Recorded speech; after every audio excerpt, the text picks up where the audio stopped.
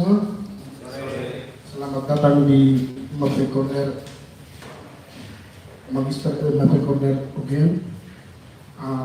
Kali ini diskusi kita akan mulai dengan judul Kerangka Oligarki Bisnis di Pilpres 2019.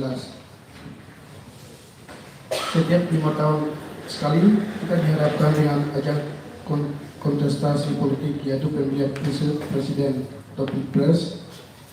Dua kandidat yang bertarung dalam Pilpres 2019, Jokowi Ma'ruf Amin dan Prabowo Subianto Sandiaga Uno, saling beradu visi misi untuk menarik konstituen memilih mereka. Kampanye tentang ekonomi kerakyatan, pembangunan untuk kesejahteraan dan kehendak lainnya bertebaran mereka janjikan. Itu seperti mantra yang terus diulang setiap 5 tahun, dan entah mengapa banyak orang yang mempercayainya. Akan tetapi pada debat kedua kemarin ada hal yang menyelidik. Jokowi ingin kepemilikan lahan Prabowo yang mencapai 220.000 hektar di Kalimantan Timur dan 120.000 hektar di Aceh. Data itu menunjukkan sisi kontradiktif antara jargon kerakyatan yang dibangun Prabowo dengan fakta kenyataannya. Sisi kontradiktif yang menunjukkan ketidakadilan secara struktural itu jika ditelusuri lebih jauh juga menyerangkan Jokowi akibat dukungan para oligarki bisnis di belakangnya dan juga di belakang Prabowo. Data dari Jakam 2019 menunjukkan bahwa oligarki tambang yang selama ini merupakan masalah lingkungan dan ketidakadilan menjadi sponsor utama kedua kandidat. Jika itu benar terjadi, maka politik tukar politik kepentingan rentan terjadi antara elit di Pilpres tersebut.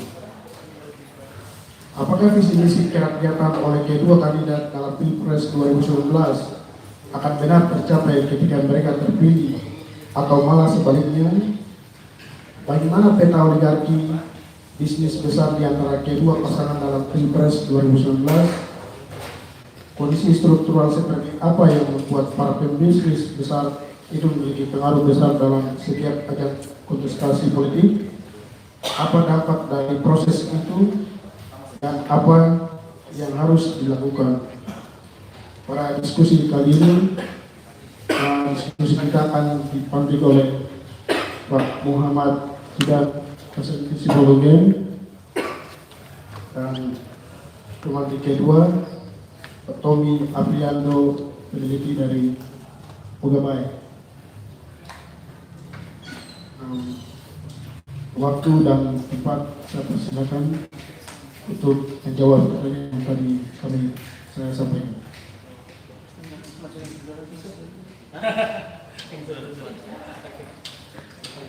Ya, terima kasih teman-teman MAFP waktu kesempatannya.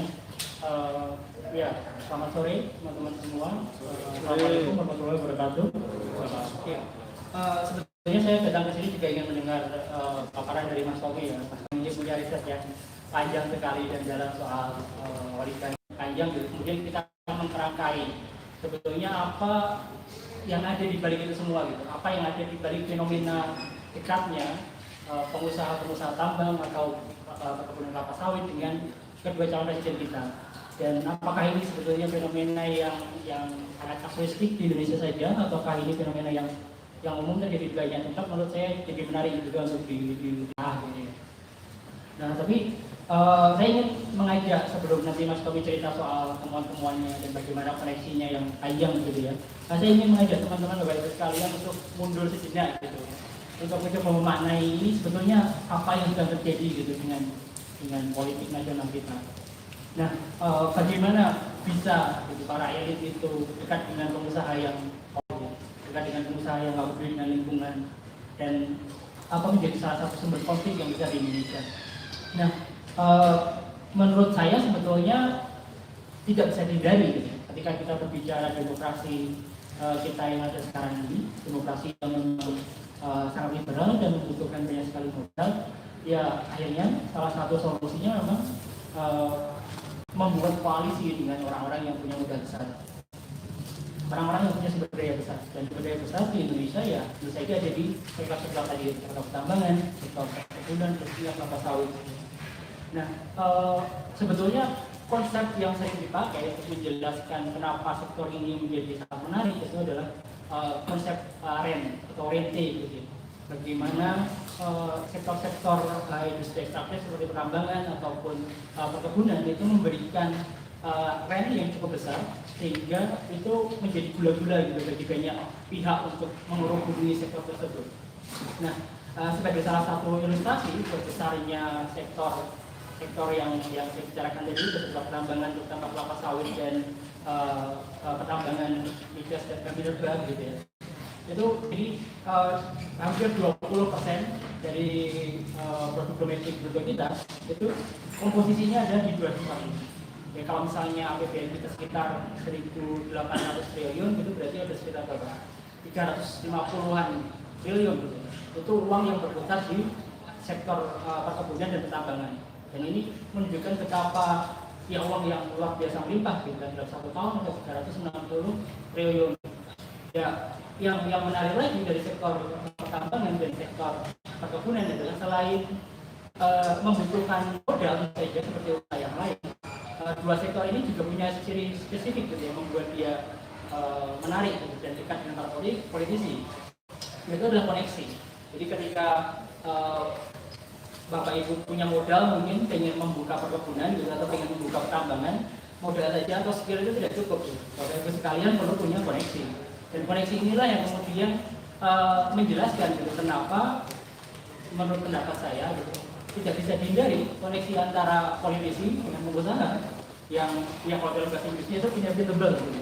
Hampir tidak bisa dihindari. Jadi kita temukan di banyak tempat. Nah, tapi memang ini bukan berarti kita harus berpesimis ya. Nanti kita akan lihat lagi di belakang.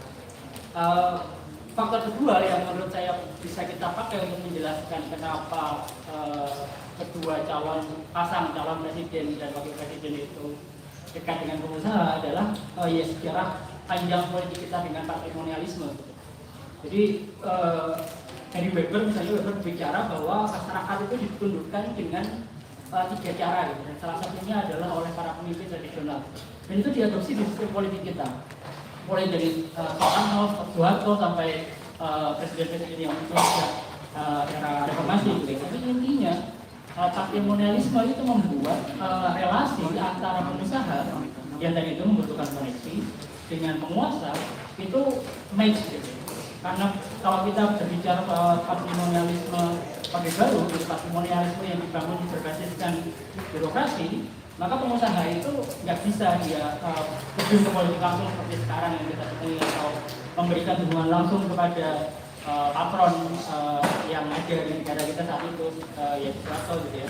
Tapi demokratisasi yang terjadi sekarang itu membuat masih sistemnya patrimonialisme, tapi pergeserannya adalah kalau dulu patrimonialisme berbasis birokrasi, maka sekarang patrimonialisme yang kita temui adalah sistem patrimonialisme yang berbasis oligarki.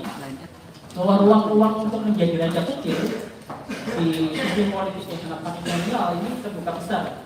Kalau misalnya tidak bisa masukkan, kalau misalnya tidak bisa memberikan dukungan politik kepada politik yang menjanjikan, maka mereka bisa terjun ke politik secara langsung, membuat partai misalnya.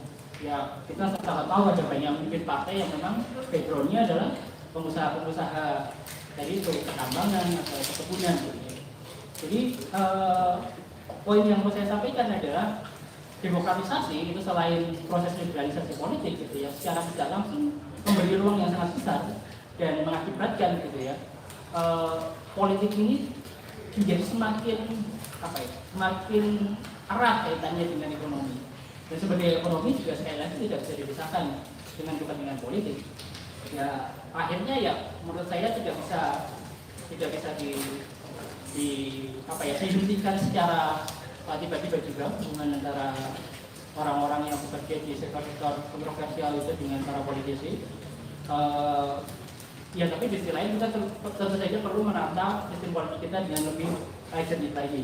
Bagaimana kita memastikan kepentingan bisnis yang menunggangi kedua capres ini tidak kemudian dikedepankan ketika salah satu dari mereka terpilih misalnya. Nah ini saya rasa bagian dari banyak riset yang dilakukan oleh teman-teman data, teman-teman Greenpeace, atau teman-teman di Bungapai yang penting gitu untuk melacak itu. Paling tidak kita sekarang bisa melihat gitu, kemungkinan yang akan terjadi, siapa yang akan dapat konsesi di Banyuwangi gitu ya, saat dengan konflik kalau misalnya siapa presiden yang terpilih gitu. Nah ya saya rasa itu sih poin saya. Ada dua hal utama. Yang pertama soal rente yang besar itu, yang memang membuat itu menjadi sektor yang sangat menarik dan tidak bisa dihindari, membutuhkan koneksi.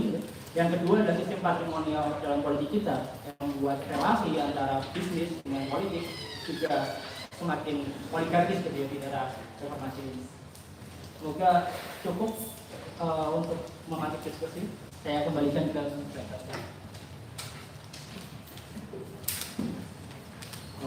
terima kasih.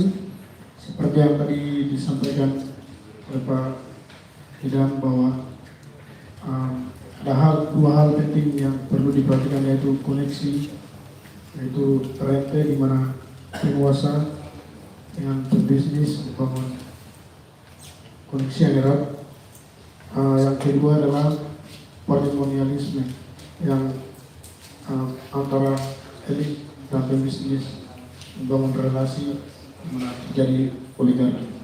Untuk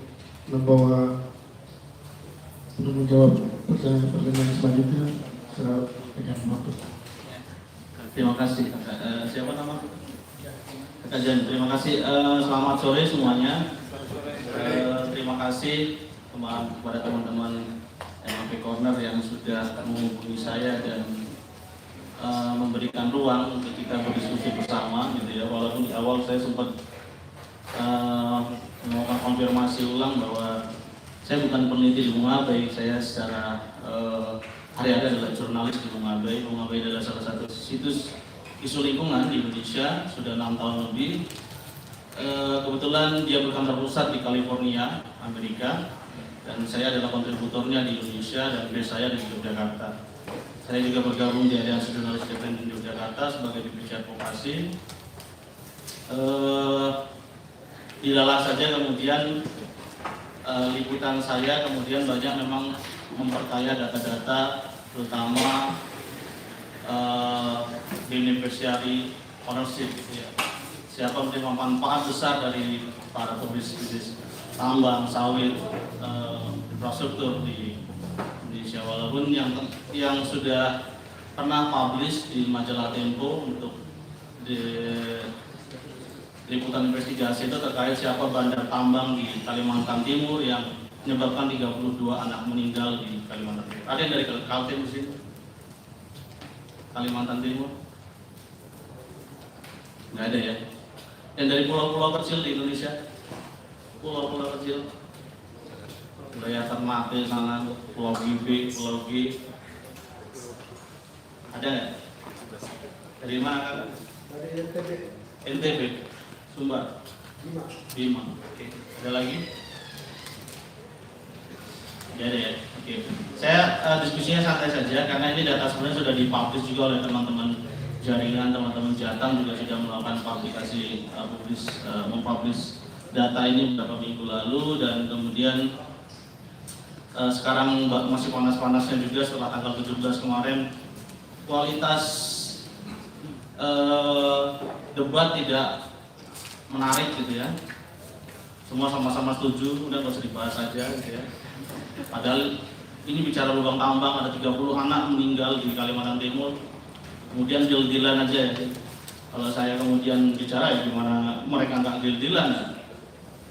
Investornya sama gitu yang jadi bandar capresnya, jadi kalau ribut lama-lama itu ditarik gitu. Sehingga kemudian setuju. Nah, saya akan ngobrol santai saja. Nah, ini beberapa dokumentasi yang saya ambil ketika liputan di Indonesia Timur. Ini ada di Pulau Buru. Ada yang dari Ambon sini? Ada dari Ambon? Maluku? Enggak ada. Ini di Gunung Botak, salah satu kaya sekali akan emas. Backupnya tentu aparat. Sudah rusak begini. Kalau sebelah di belakangnya sini ini sebenarnya laut gitu ya. Dia kemudian masuk ke Teluk Namlea. Teman-teman melihat di Google Earth gitu,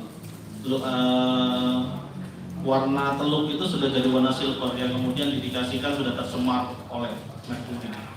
Dan jadi makan ikan di sana risiko terkena minamatanya sangat tinggi. Nah, ini di Gunung Botak itu. Ini pulau kecil kita dekat dengan Raja Ampat, dekat dengan Pulau Gap. Ada dari Papua di sini tentu. Ada dari Papua. Ada yang dari wilayah Papua Barat. Di mana kakak? Sorong. Ini masuk di Halmahera Tengah maksudnya, tapi dia paling dekat dengan Raja Ampat. Ini Pulau GB namanya. Ini penambangan nikel. Laporannya akan keluar minggu depan. Nanti teman-teman akan membaca siapa penguasa tambang-tambang. Ini juga masih di sana. Laut-laut yang begitu indah di Indonesia Timur rusak tercemar oleh sedimentasi yang begitu parah seperti ini. Ini di Kalimantan Timur, gitu ya, lubang-lubang tambang ini cuma 1-2 foto saja yang kemudian saya ambil. Ada banyak, tapi kemudian saya ambil beberapa saja. Nah, siapa pelaku dia? Banyak perusahaan-perusahaan di Bogor tadi. Perusahaan, ada partai politik terlibat, aparat ada nggak? Kementerian atau lembaga terkait, pemilik modal, oligarki, perusahaan jelas karena mereka yang melakukan penambangan dan lain-lain. Partai politik dengan para politisinya, semua riset umpamanya hampir menjelang pilkada dan setelah pilkada perizinan industri ekstraktif cenderung meningkat. Kalau hasil risetnya Jatam itu yang disebut ijon politik. Kalau datanya KPK analisisnya untuk menjadi seorang wali kota atau bupati sedikitnya membutuhkan dana 10 sampai 25 miliar. Itu paling sedikit. Sedangkan untuk menjadi gubernur sedikitnya adalah 100 juta. Itu data KPK ya, riset mereka di 2005.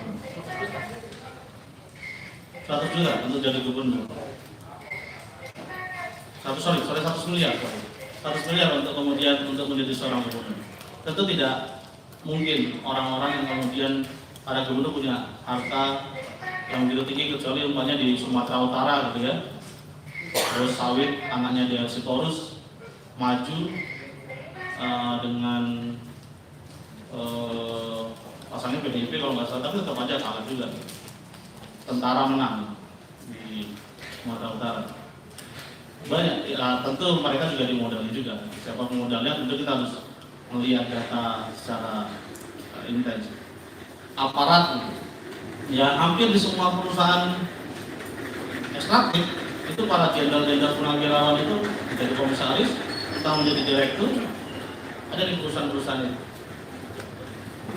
Bahkan ada dalam konteks lain ya, hampir semuanya, hampir di setiap perusahaan bahkan anak perusahaannya juga diposkan para aparat di sana. Purnawirawan rata-rata berbintang semua.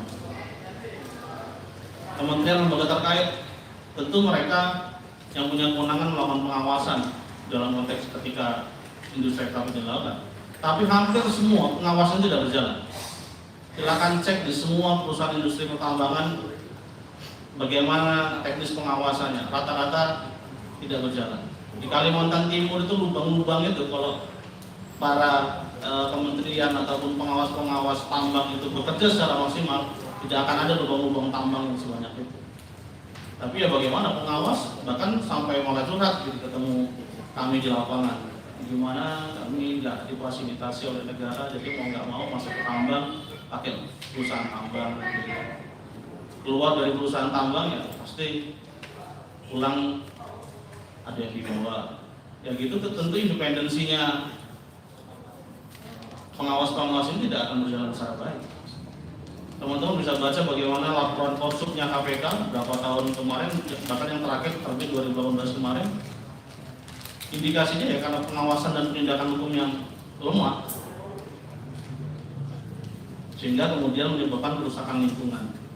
Tadi Jatan juga sudah menyebutkan itu. Pemilik modal, jelas pemilik modalnya ya lagi-lagi orang-orang itu aja sebenarnya. Yang bermain di sawit, yang bermain di tambang, yang bermain di industri, yang bermain di properti, orangnya itu aja. Kalau semua teman-teman kemudian mau melakukan riset itu sangat menarik. Mereka bermain di sawit, mereka juga bermain di batu bara. Di batu bara dia tidak hanya menambang tapi juga buat PLTU-nya.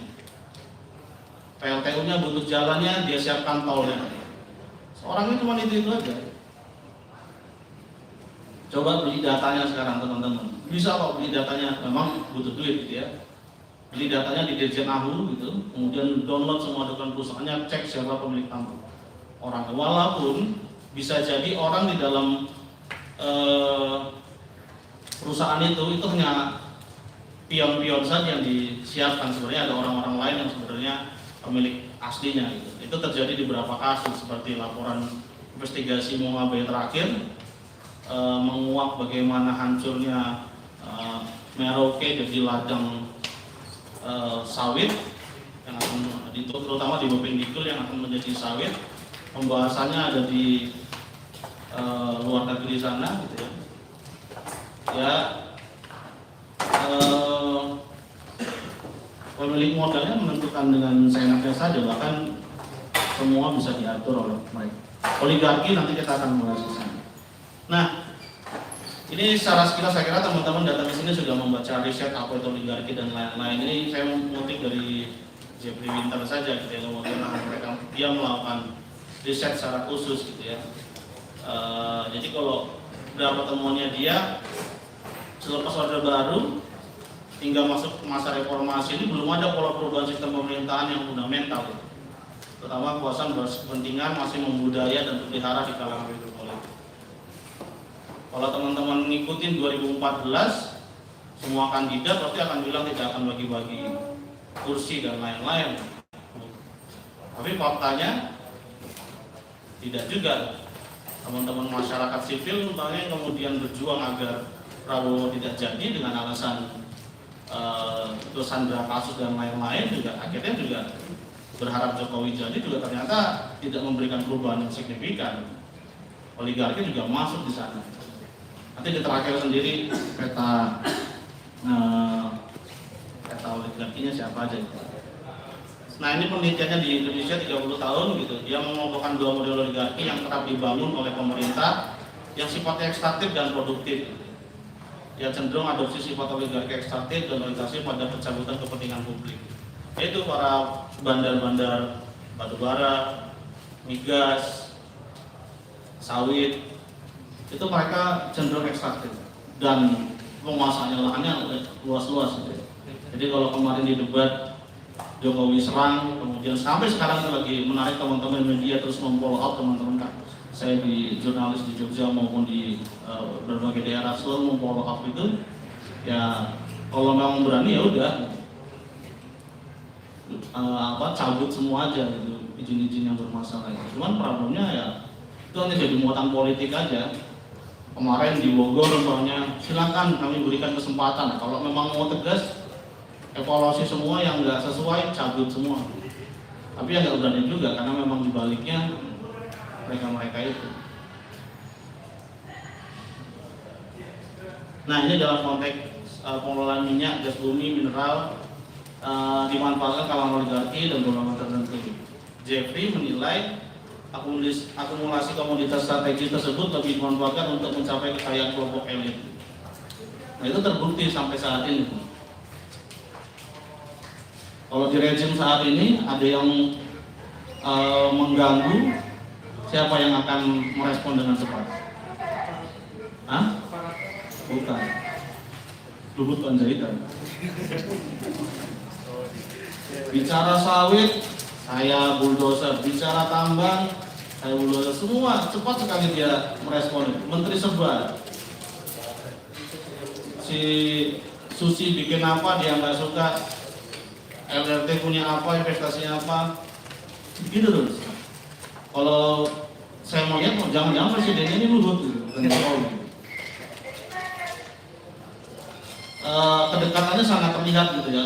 Kalau teman-teman membaca laporan terakhir korupsi yang dibuat oleh Greenpeace dan teman-teman, itu bagaimana kedekatan Luhut dengan Jokowi sudah dimulai dengan industri mebel dia yang di Solo. Ada yang tahu nama perusahaannya?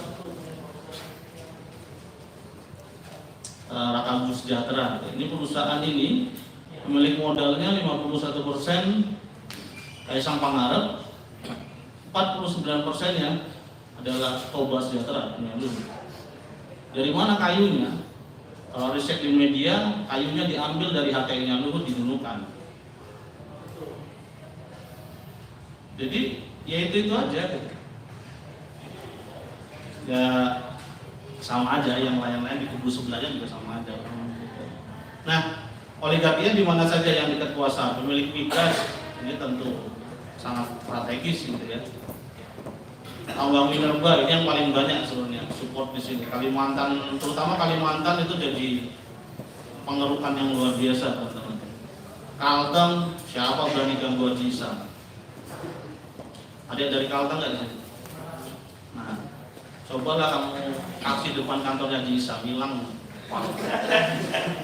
Terakhir teman-teman jurnalis menulis juga ya, dalam kita masih bisa berdoa bicara etik, tapi kemudian janganlah menggunakan cara kekerasan terhadap jurnalis. Lakukan secara undang-undang pers. Jurnalis juga ada yang tanda kutip bermasalah secara etik. Kami menyebutnya dari jurnalis bodrek gitu ya. Kami juga melawan para jurnalis yang melakukan hal seperti itu. Tapi kemudian jangan menggunakan cara-cara kekerasan, apalagi sampai pembunuhan. Bisnis properti juga begitu. Terakhir yang lagi ramai kan kasus di Mekarta, ya. Ini tuh kalau teman-teman melihat track record tahunnya sama lah, juga Luhut juga. Kita kasih akhir semua yang sama sampai mapping. Tidak kena korupsi, oh saya nggak ngapa-ngapain itu, saya nggak ngurusin apa. Semua paling lempar-lemparan ketika sudah ditetapkan KPK ada kasus indikasi korupsi. Bisnis sawit apalagi, ini rebutan semua ini. Hampir semua. Yang lagi rame di semua di share di sosial media dari Sinar Mas, Agri, Wilmar semuanya itu rebutan semua tuh siapa penguasa Taipan. Bisnis modal venture yang kemudian akhirnya lari duitnya pada ke British Virgin Island, pengemplang pajak juga Panama Papers semua sudah dipublikasi. Tempo bahkan sudah menerbitkan terbaru. Dan yang paling fatal adalah para oligarki pemilik media. Kalian itu nonton MNC itu tereret, udah kayak gitu terus, nggak usah pakai lirik, kan udah hafal deh. Sampai ini udah nyanyi, aku tahu liriknya. Sampai begitu teman-teman. Cuci otak kalian untuk hari-harinya tuh pagi sejam sekali pakai Mas Perindo, keluar lagi begitu terus. Nggak bisa dibilang dia nggak oligarki, dia pemilik. Terakhir di Jawa Barat dia sedang rencana membuat seperti Disneyland di Jawa Barat gitu ya. Teman-teman bisa tracking di media. Dia membuat kalau nggak salah di gunung apa gitu, yang view-nya sangat bagus sekali. Dia dengan Donald Trump. Kemudian ya Bakri dengan Ivanus dan lain-lainnya kita tahu semua. Teman-teman dari dulu sudah di sana. Surya Paloh jadi Indonesia-nya, bahkan data terakhir juga Tirto dan teman-teman lain juga menyebutkan itu bagaimana pemilikan lahan-lahannya dia. Siapa lagi? Garibaldi Thohir dengan Erick Thohirnya, miliknya PLTU Batang yang sekarang lagi diproses, yang rencana terbesar di Asia Tenggara. Dia juga punya TU di Mulut Tambang di wilayah Tanjung sana, Gunungan. Dia punya tambang besar Adaro di sana. Pemilik, kalau nggak salah saya nggak tahu sudah berpemilik salah atau sudah berganti pemilikan salah atau tidak. Pembangkit tenaga panas bumi di Batu Raden itu pemilik salahnya juga Adaro juga. Adaro siapa pemiliknya? Ya Luhut juga. Sandiaga Uno juga. Udah dua kubu itu kan urusan ngeruk bumi dan merusak. Inilah dia mbak. Terakhir bahkan PLTU Python dari Sandiaga Uno dijual ke Luhut. Teman bisa baca, baru 1 bulan lalu atau berapa bulan lalu dijual oleh Sandiaga ke Luhut. Itu aja teman-teman. Kalau mau lihat bisnisnya, mereka yang bermain PLTU batu bara main juga di semen, di kas, rusak. Yang teman-teman tahu banget ya berarti justru kalah dengan Bosowa ini. Media yang lain ya masih siapa lagi pokoknya ya yang harap dihati-hati pokoknya di Pilpres ini tentu kami di AJI mewanti-wanti semua teman-teman yang bergabung di AJI untuk tidak bermain politis gitu. Siapapun anggota jurnalis di AJI yang berpolitik atau partisan kami keluarkan dari anggotaan. Karena kami harus menjaga independensi dari media dari Nah, ini data teman-teman Jatam yang sudah keluar kemarin. Ini ada 9.314 tambang mineral dan izin tambang batubara 2017 dan 3.211 hanya adalah tambang batubara. Subaranya teman-teman bisa lihat yang hitung-hitung itu hampir semuanya. Kalsel, Kaltim itu hampir semuanya diisi tambang-tambang itu. Jadi gak usah kaget kalau kemudian Gubernur Kaltim kemarin harus dilantik, tanyain Pak, itu ada anak mati itu di Kalimantan Timur di lubang tambang. Oh, nasibnya aja mati di sana. Orang mati naik kecelakaan di jalan itu dilalanya matinya di lubang tambang. Ada lubang tambangnya itu ya karena penyebabnya karena gubernur dan aparatnya tidak menindak perusahaan-perusahaan yang merusak lingkungan itu. Itu Kalimantan Timur lagi apes tuh dapat gubernur seperti itu. Ini di 2006 gitu ya, jumlah tambangnya 1.184, 2011 memuncak itu karena harga batu bara juga tinggi-tingginya sampai 11.000. Izin dan saat ini ada 874 izin tambang batu bara tersebar di mana-mana. Dan KPK sampai saat ini juga mengecek bagaimana ketertiban pajaknya, royaltinya dan lain-lain. Jika teman-teman membaca liputan investigasinya Kata Data berapa hari lalu, itu bahkan bagaimana loss kerugian negaranya triliunan rupiah. Karena laporan dia di dalam negeri dan ke luar negeri tidak sama.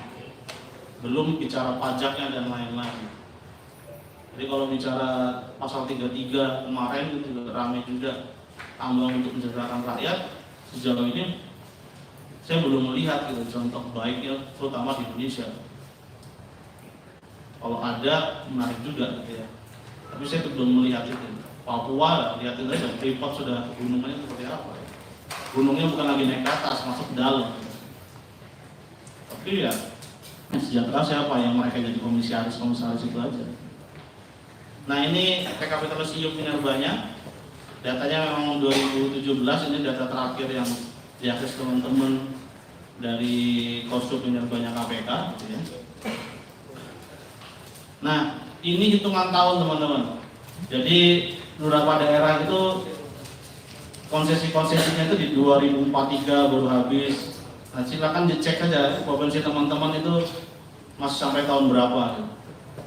Jadi selama itu juga provinsi teman-teman masih bisa diperpanjang lagi tentunya. Jadi tinggal dihitung kapan kira-kira akan habisnya dan kemudian Yang paling lama sepertinya di Kalsel ya, sampai 2043an itu masih. Nah ini yang saya bilang tadi, lubang tambang, ongkos tak berbayar ya. Dari banyak IUP di Indonesia gitu ya, ini di Kaltim tidak ada perusahaan yang disanksi sama sekali. Terakhir perusahaan yang memiliki lubang tambang menyebabkan anak mati itu hanya dikenakan terhadap security karena lalai dan dendanya hanya 10.000 atau 1.000 rupiah. Bayangkan anak meninggal kemudian padahal undang-undang lingkungan hidup ada gitu ya, undang-undang PPLH, tapi tidak digunakan. Terakhir bahkan kalau bicara penindakan kebakaran hutan, tindakannya sudah ada 18 triliun, bukan suatu hal yang kecil. Tapi belum ada satupun perusahaan yang diambil ataupun yang menyetorkan dana ganti rugi itu, ganti rugi kerugian. Terakhir riset saya itu baru perusahaan tambang di Pangkal Pinang kalau nggak salah yang menyetorkan, dan itu hanya sekitar 30 miliaran saja, tapi bukan konteks kebakaran lahan ya. Nanti teman-teman bisa cek lagi, mungkin KLHK sudah mengklaim sudah, tapi saya belum mendapatkan data itu. Terakhir yang saya konfirmasi ke KLHK itu hanya data perusahaan-perusahaan lingkungan, yaitu perusahaan tambang timah gitu, atau galian C. Nah, ini di Kalimantan Timur juga gitu ya, sama sampai saat ini 487 izin pinjam pakai kawasan hutan untuk operasi pertambangan. Keberhasilan reklamasi di kawasan hutan juga tidak lebih dari 38%. Sisanya hutan Indonesia berlubang akibat tambang. Memang kalau melihat tambang-tambang itu, lubang-lubang ini yang sangat menarik ya di Kalimantan Timur. Teman-teman sekarang kalau umpamanya Kalimantan Timur bisa turun di Samarinda gitu ya. Menjelang turun di Samarinda itu kanan kiri itu sih lubang tambang semua, besar-besar semua. Ini jalan tol nih. Kemudian di tengahnya ada lubang tambang. Saya nggak tahu update terakhirnya bagaimana penanganannya, entah airnya dikuras atau apa, tapi ini adalah jalan tol dari Balikpapan Samarinda yang kemudian di tengahnya pas mau dibuat ada lubang tambang. Nah ini data teman-teman Jatam juga, bagaimana penambangan ilegal di Kaltim juga tinggi. Bahkan ketika menjelang pilkada pemilihan gubernur di sana itu banyak sekali penambangan batubara ilegal dan tidak ditindak. Ya bagaimana mau nindak ketika saat itu mantan Kapoldanya ikut bertarung, agak sulit juga. Dan data yang terakhir saya dapatkan ketika melakukan investigasi untuk Tempo, hampir semua pejabat kepolisian di sana dapat konsesi. Konsesinya apa? Teman-teman bisa baca di majalah Tempo 2 tahun lalu. Ya. Nah, ini yang sedang didorong oleh teman-teman, khususnya teman-teman Jatam, untuk tidak boleh ada tambang di pulau-pulau kecil di Indonesia. Pulau GB itu hanya luasnya 240 sekian kilometer persegi, tapi hampir 78 sampai 80%-nya sudah terkapling oleh konsesi pertambangan. Teman-teman bisa baca Tempo yang terakhir itu Pulau G di Halmahera Tengah, itu sudah tidak ada lagi itu pepohonannya, semuanya tunduk. Itu ada berapa datanya dan lain-lainnya, luasnya berapa, yang sudah rusak dan lain-lain. Nah ini peta tambang di pulau kecil. Ini akan keluar seminggu lagi, kita tidak keliru laporannya, dan siapa para penerima manfaatnya. Teman-teman bisa cek semua nantinya. Itu PT-PT-nya ada semua tuh. Ketika dibeli semua dengan perusahaannya yang memiliki cuma ini lagi, ini lagi orang ini. Bahkan Dirjen Minerba juga jadi komisaris di perusahaan yang menambang di pulau-pulau kecil. Bambang Gatot Arianto ya. Seorang Dirjen Minerba itu ngapain udah jadi Dirjen masih jadi komisaris juga di perusahaan tambang. Ya bayangkan dia orang yang punya kewenangan untuk menindak perusahaan ketika ada melakukan evaluasi perizinan dan lain-lain, tapi dia sendiri ada perusahaan tambang, jeruk makan jeruk. Real saja. Kalau kita mau bicara penegakan pengawasan dan lain-lain pasti tidak akan berjalan. Nah, ini tambang-tambang bola kecil untuk satelit yang digunakan teman-teman. Ini habis, ini pulau.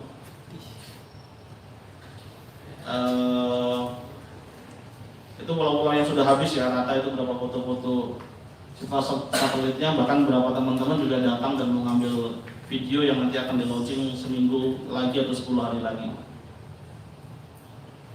Nah, ini yang paling kanan itu Pulau GB itu. Kemarin saya ke sana 12 jam kalau teman-teman dari Halmahera Tengah. Jadi kalau naik kapal nanti dia akan transit di Pulau GB, lanjut nanti dia ke Pulau Gak di Raja Ampat. Nah, teman-teman bisa melihat bagaimana itu sudah tercoupling gitu ya. Datanya akan keluar ya. Nah, yang sebelah kiri itu lebih fatal lagi itu. Yang sebelah kiri itu di Kalimantan Utara ya. Hampir 80% sampai 90% sudah tercoupling untuk tambang batu bara sebelah kiri.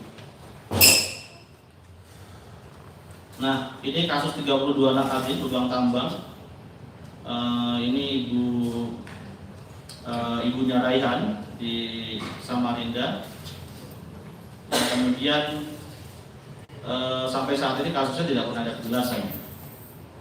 Dia meninggal di salah satu perusahaan Geraha Benua Etam GBE. Setelah meninggal, anaknya perusahaannya kabur begitu aja, berhenti, meninggal ke lubang tambang, tidak bayar dana jamrek dan lain-lain. Gak ditindak juga sama pemerintah. Kasusnya yang ngambang begitu aja sampai saat ini. Nah, ini nama-nama data yang diambil oleh Jatam, perusahaannya ada semua di sana, dan itu yang semua data perusahaannya kami beli. Lana Harita Group ya, dia juga di Pulau Obi di wilayah Pangmeter, menambang sawit tanam sawit besar-besaran. Hampir semua di perusahaan ini purnawirawan TNI, Jenderal Bintang 2, Bintang 3, kemudian bahkan ada juga Yayasan Keluarga Besar Polri ada di perusahaan ini. Pemilik sahamnya kecil tapi ya aman lah gitu, walaupun 5%, tapi ya kalau mau ditindak harus hati-hati. Tapi nggak tahu sekarang kayaknya sudah tidak lagi di sana ya. Kalau terakhir saya beli, dia menjadi sister company di perusahaan itu. Ini lokasi sebaran tinggalnya anak di lubang tambang. Nah, ini konteks finalisasi. Kemarin bilang hampir 4,5 tahun tidak ada konflik. Sampai akademisi aja mau difinalisasi kemarin. Untung Prof. Bambang Heru akhirnya ditarik berkasnya. Ada Budi Bego di Tumpang Pitu. Ada Prof. Dr. Basuki Rahmat IPB juga difinalisasi oleh Nur Alam gara-gara menghitung kerugian negara akibat tambang yang dikeluarkan oleh Nur Alam di Sulawesi Tenggara ya. Itu sebaran lubang tambang di seluruh Indonesia dibuat oleh Jatam. 2014 sampai 18 dibuat juga, itu total yang menyebabkan kematian. Sebaran konflik tambang itu 56 kasus dari 2014 sampai 2014. Jadi ya teman-teman bisa melihat sendiri kira-kira bagaimana kondisi sampai saat ini. Nah, ini oligarki SKT, oligarki tambangnya. Ini data yang dipakai oleh Jatam juga gitu ya. Untuk pemerintahan yang kekuasaan politiknya dipegang kelompok elit kecil, itu tidak jauh beda dari diskusi tadi. 10 keluarga oligarki di Indonesia masih 58% bisnis tercatat di lantai 2 saham publik. Ada Filipina, Thailand, Korea, termasuk perusahaan di bawah payung keluarga Soeharto dan Marcos. 2010 kekayaannya bersih dari 40 oligarki terkaya di Indonesia 630.000 kali lipat PDB per kapita.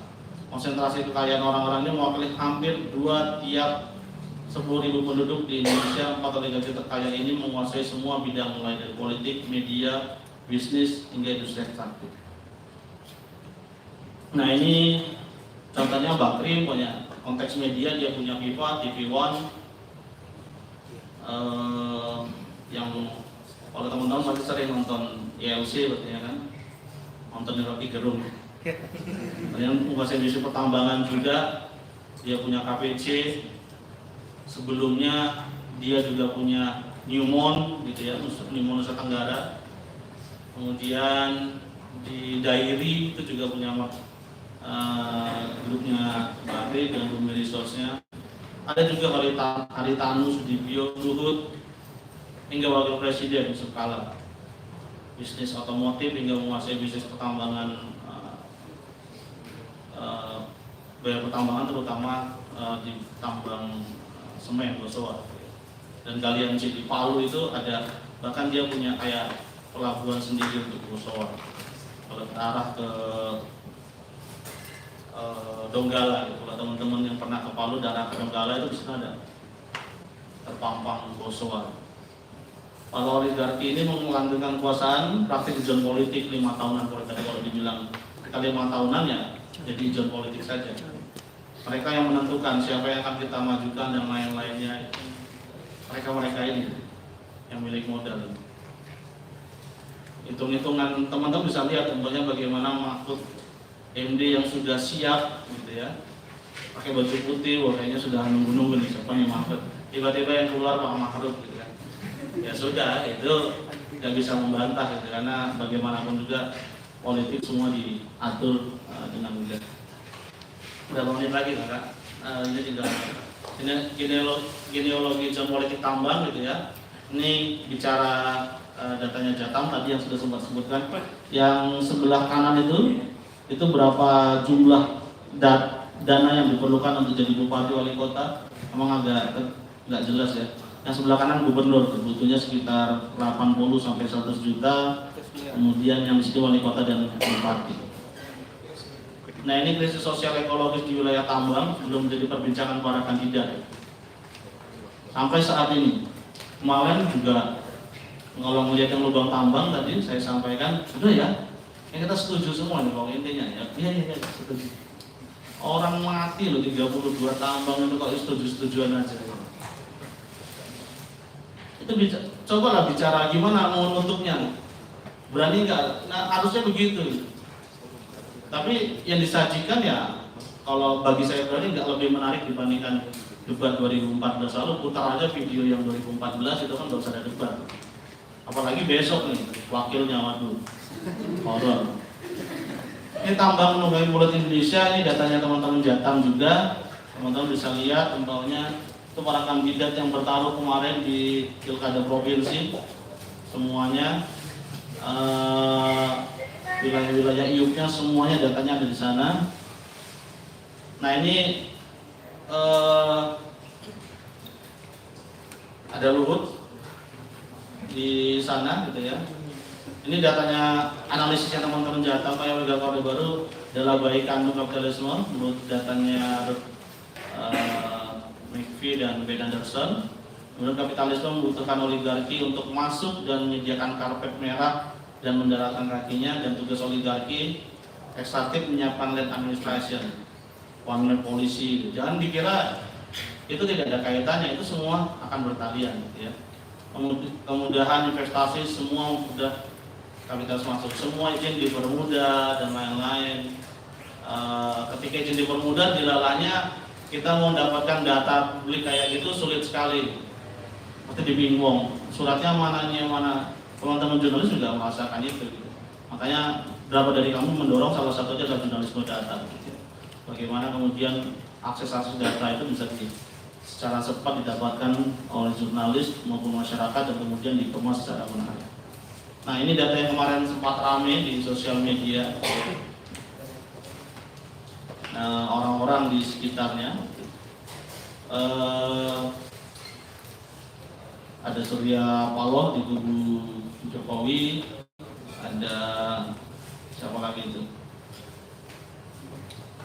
Ada Luhut, kemudian Jika, Haritanu, dan beberapa orang lain di sana. Kemudian di kubunya Prabowo ada Sudirman Said juga yang mantan menteri, adiknya si siapa namanya, adiknya Prabowo, Hasim, kemudian ada Ferry Mursi dan Badan dengan konsesi tambang batu baranya. Dan sebenarnya ini tidak semuanya keluar gitu ya. Ada banyak data lagi sebenarnya orang-orang yang memang tidak begitu besar gitu. Kalau data Tirta terakhir mereka menghitungnya dari hitungan Forbes ya, 150 orang terkaya yang kemudian ada di kedua kubu. Tapi di sisi lain data mengambil beberapa orang-orang yang bisa dibilang cukup berpengaruh di kedua kubu. Sehingga ya silakan kepada masing-masing teman-teman gitu, menentukan pilihan di 2019 gitu untuk memilih mana gitu. Kalau mau yang nasionalis dan lain-lainnya silakan pilih yang situ, pilih yang sini juga boleh. Jadi tidak memilih juga boleh. Jadi semua adalah dilindungi oleh undang-undang dalam konteks perpolitikan hari ini. Kira-kira itu nanti kita lebih enak sesi diskusi tanya jawab. Terima kasih.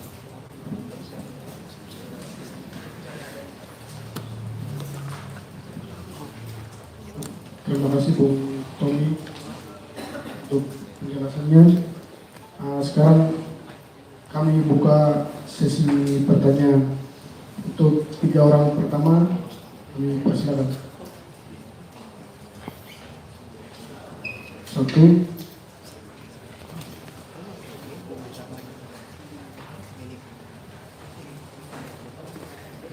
2, 3. Oke.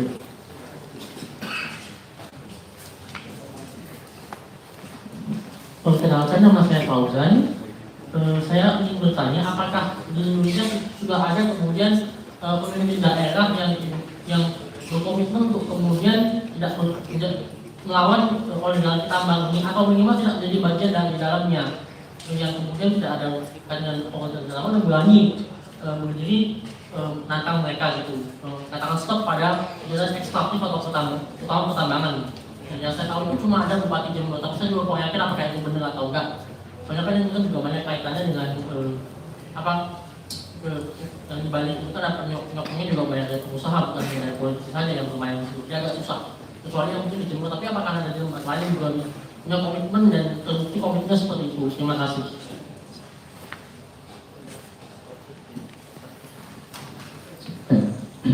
Assalamualaikum warahmatullahi wabarakatuh. Terima kasih untuk kesempatannya, terima kasih juga untuk pemateri. Mungkin pertanyaan saya ada 2, Mas. Tadi sempat disinggung tentang pidana korporasi. Sejauh ini kita tahu bahwa ketika ada mungkin konflik ataupun contoh kecil kebakaran lahan, biasanya hanya oknum yang ditahan. Tetapi untuk korporasinya itu atau perusahaannya jarang kita mendengar ada perusahaan yang kemudian di blacklist ataupun diberhentikan untuk dia beroperasi kembali. Sebenarnya kan itu sudah diatur di Undang-Undang tentang Lingkungan Hidup ya. Nah, sebenarnya menurut Mas, kalau untuk oknum kan kita gampang untuk menjabarkan unsur-unsurnya nih. Nah, dia melakukan tindak pidana ini dan lain sebagainya. Kalau untuk korporasi tersendiri, unsur apa yang paling sulit diterapkan sehingga sampai saat ini perusahaan-perusahaan yang bermasalah tuh masih bisa terus berjalan seperti itu, Mas. Yang kedua, kebetulan saya juga dari Sulawesi Tenggara, benar yang Mas sampaikan tadi tentang kasus tambang yang dilakukan oleh gubernur saya waktu itu, Nur Alam, dan itu paling banyak merugikan negara, pertambangan yang dipermasalahkan Nur Alam itu. Tetapi balik lagi sejauh itu hanya dia yang dipermasalahkan, mungkin karena memberikan izin, tergantung tipe tambang itu golongan A, B ataupun C. Nah, lagi-lagi perusahaan itu justru masih tetap berjalan gitu. Dia hanya perorangan saja, bahkan gubernurnya saja yang ditahan, tetapi perusahaan tersebut tetap berjalan. Mungkin yang terakhir, ini kita selalu permasalahannya teori bahwa ternyata ini adalah kutukan sumber daya alam gitu. Indonesia 34 provinsi, banyak provinsi justru yang mampu untuk mengelola tambangnya. Mungkin salah satu contoh, kalau saya tidak salah ingat, di Bojonegoro mungkin ya. Kemudian di Kalimantan pada masa pemerintahan Farouk juga 10 tahun justru dia belum mampu juga untuk menyelesaikan masalah pertambangan walaupun telah diminimalisir seperti itu. Kira-kira tanggapan Mas seperti apa? Terima kasih. Wassalamualaikum warahmatullahi wabarakatuh.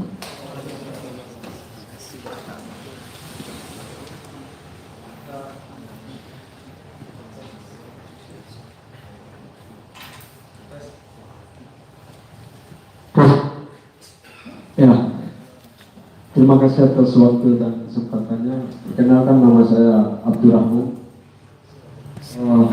Pertama, kalau kita berbicara persoalan konflik pertambangan, maka pada tahun 2011 itu terjadi konflik pertambangan di NTB, khususnya di Kabupaten Bima dengan 188, di mana pada saat itu seluruh pesisir-pesisir yang ada di sana itu ditargetkan akan terjadi pertambangan sehingga melahirkan konflik bersama masyarakat dan 3 orang korban jiwa dan beberapa luka-luka lainnya yang dilakukan oleh aparat kepolisian. Nah, kalau kita lihat pada posisi calon presiden kedua kubu antara 1 dengan 2 ini sama-sama pecusnya bagiku. Karena mereka adalah bagian dari pembohong yang dimana dibalik mereka adalah penguasa tambang semua. Kalau kita misalnya tadi tergantung sama kita yang memilih, maka menurutku tidak ada harapan di 2 kubu tersebut yang akan menentukan ataupun melepaskan kerangka pertambangan yang dipegang oleh kapitalisme nasional yang ada di balik mereka, termasuk Luhut Panjaitan beberapa tadi, termasuk Yusuf Kala tersebut. Nah, Sandiaga Uno pun termasuk bagian dari pemilik pertambangan. Jadi tidak ada satupun, menurutku, nanti kawan-kawan bisa juga berikan pandangan, tidak ada satupun yang bisa diharapkan di antara 2 kubu tersebut yang akan menentukan ataupun melepaskan konflik pertambangan di beberapa daerah, termasuk di Kalimantan dan beberapa provinsi lainnya. Nah, yang aku mau tanyakan di sini tentang konflik pertambangan yang ada di kabupaten di provinsi NTB, berapa pertambangan yang dikelola oleh negara atau ditargetkan di NTB tersebut. Terima kasih.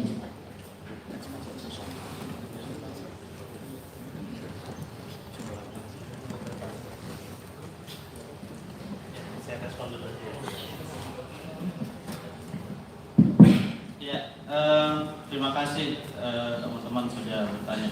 Saya merespon yang pertanyaan terakhir dulu gitu ya. Di Bima saya zaman 2011 itu yang konflik di pesisir itu ya, kemudian masyarakat ditembaki oleh aparat kepolisian Timur jika tidak keliru. Itu saya sedang magang di Kontras Jakarta. Saya melakukan riset hampir setiap hari, memantau terus, menghubungi teman-teman di NTB dan teman-teman jurnalis untuk memastikan siapa otak pelaku dan lain-lain. Itu memang sangat tragis, bahkan tidak ada penindakan terhadap para pelaku penembakan waktu itu. Bahkan banyak berdarah-darah juga di sana gitu ya. Masyarakat mempertahankan tanah mereka. Nah, kalau bicara data, sebenarnya saya ada datanya Mas. Harus saya buka dulu nih di hard disk gitu. Nanti Masnya kalau mau kita bisa bertukar telepon dan nomor telepon dan email. Nanti saya bisa kirimkan data di NTB ada berapa. Teman data terupdate-nya mungkin nanti bisa buka di laporannya ACCH KPK, Korsus KPK, di sana lebih lengkap lagi. Berapa pendapatannya dan lain-lainnya semuanya ada. Bahkan kalau Mas mau sebenarnya mau melihat pendapatan itu signifikan nggak untuk kesejahteraan, Mas bisa sebenarnya mengajukan permohonan ke Badan Pemeriksa Keuangan. Setiap tahunnya itu Mas bisa cek di laporan audit BPK terhadap pemerintahan daerah Nusa Tenggara Barat itu berapa yang dapat dan lain-lain. Saya menemukan berapa ada masalah gitu. Tapi saya kemarin waktu sedang riset tentang Newmont. Saya riset tentang Newmont, terutama bicara kemudian investasi Newmont kemarin gitu ya, yang langsung dibeli oleh Arifin Panigoro juga tidak keliru, yang kemudian ada persoalan lingkungan hidupnya juga gitu, tapi tidak pernah disentuh. Kalau report terakhir dimuat oleh Tempo itu kan oleh teman saya di tabloid Zubi gitu, dia meliput bagaimana kemudian barter termasuk barter kerusakan lingkungan di Freeport yang mencemari di Sungai Aikwa dan Sungai apa saya lupa satu lagi, yang kemudian menjadi daratan tiling di sana, yang kemudian berujung dengan saham 51% gitu ya. Tapi ada kerugian besar sebenarnya audit BPK waktu itu 180 triliun yang harusnya itu diselesaikan oleh Freeport gitu. Cuma kemudian saya nggak tahu entah ini atas nama nasionalisme atau apa gitu. Itu bermasalah sebenarnya. Di Newmont NTT sebenarnya itu bermasalah. TGB itu sudah dipanggil oleh KPK. Kemudian keluarlah deklarasi. Nah, kita nggak tahu nih, ini bicara politik atau enggak, teman-teman bisa menelaah sendiri. Tapi bisa jadi itu memang keinginan pribadi dari mantan gubernur NTB gitu ya. Tapi investigasi Tempo saya kira sangat clear bagaimana perputaran duit itu masuk di rekening TGB dan istri pertama dan keduanya gitu ya. Istri pertama kalau nggak salah sudah diceraikan ya. Sekarang anggota DPRD atau DPRD gitu ya, DPR RI. Kemudian yang sekarang itu yang mendampingi TGB hari-hari. Nah nanti kalau datanya kita bisa share langsung sendiri. Kemudian yang dari Sulawesi Tenggara ya. Nah kalau di Sulawesi Tenggara untuk bicara korporasi sebenarnya KPK itu menggunakan korporasi untuk di sana dan bicara lingkungan. Tapi kemarin ketika TGB lagi si Nur Alam divonis itu tidak dipakai oleh hakim dan walaupun jaksa sudah ngotot gitu ya bagaimana kerugian sekitar 5 triliun lebih gitu. Tapi kemudian tidak dipakai. Nah, saya nggak tahu nih yang lagi ramai juga ini kan Bupati di Katingan ya, Katingan Timur katanya, yang kemudian kerugian negaranya akibat mengeluarkan izin tambang itu 5,7 triliun yang sekarang lagi berproses di KPK. Nah saya nggak tahu apakah ini akan dipakai juga oleh majelis hakim sebagai pertimbangannya. Saya berharap sih dipakai gitu ya. Nah dalam konteks lainnya sebenarnya ada beberapa kasus yang korporasinya dikenakan gitu. Cuman problemnya ternyata di persidangan itu tergantung dari hakimnya juga mas. MA dan ISEL itu sudah mendorong adanya sertifikasi lingkungan buat hakim. Jadi hakim yang menyidangkan kasus-kasus bernuansa lingkungan itu harus hakim-hakim yang sudah bersertifikasi lingkungan. Paling tidak seminim-minimnya adalah ketua hakimnya atau ketua majelis hakimnya. Tapi problemnya juga bermasalah gitu. Kalau kita melihat yang contoh bagus, umpamanya kasus Kendeng terakhir Pate itu hakimnya keren sekali. Dia bahkan mengutip bagaimana statement-statement dari guru-guru besar lingkungan punyanya, bahkan filsuf-filsuf Amerika itu dipakai semua oleh dia. Teman-teman bisa baca putusannya yang untuk putusan gugatan warga Kendeng, terutama yang di Pati ya, untuk semen Indosemen, anak perusahaan Indosemen itu keren sekali putusannya. Termasuk putusan gugatan warga penolak bandara ketika di PTWN Yogyakarta. Itu istrinya ternyata. Jadi suami istrinya sama-sama punya perspektif yang luar biasa.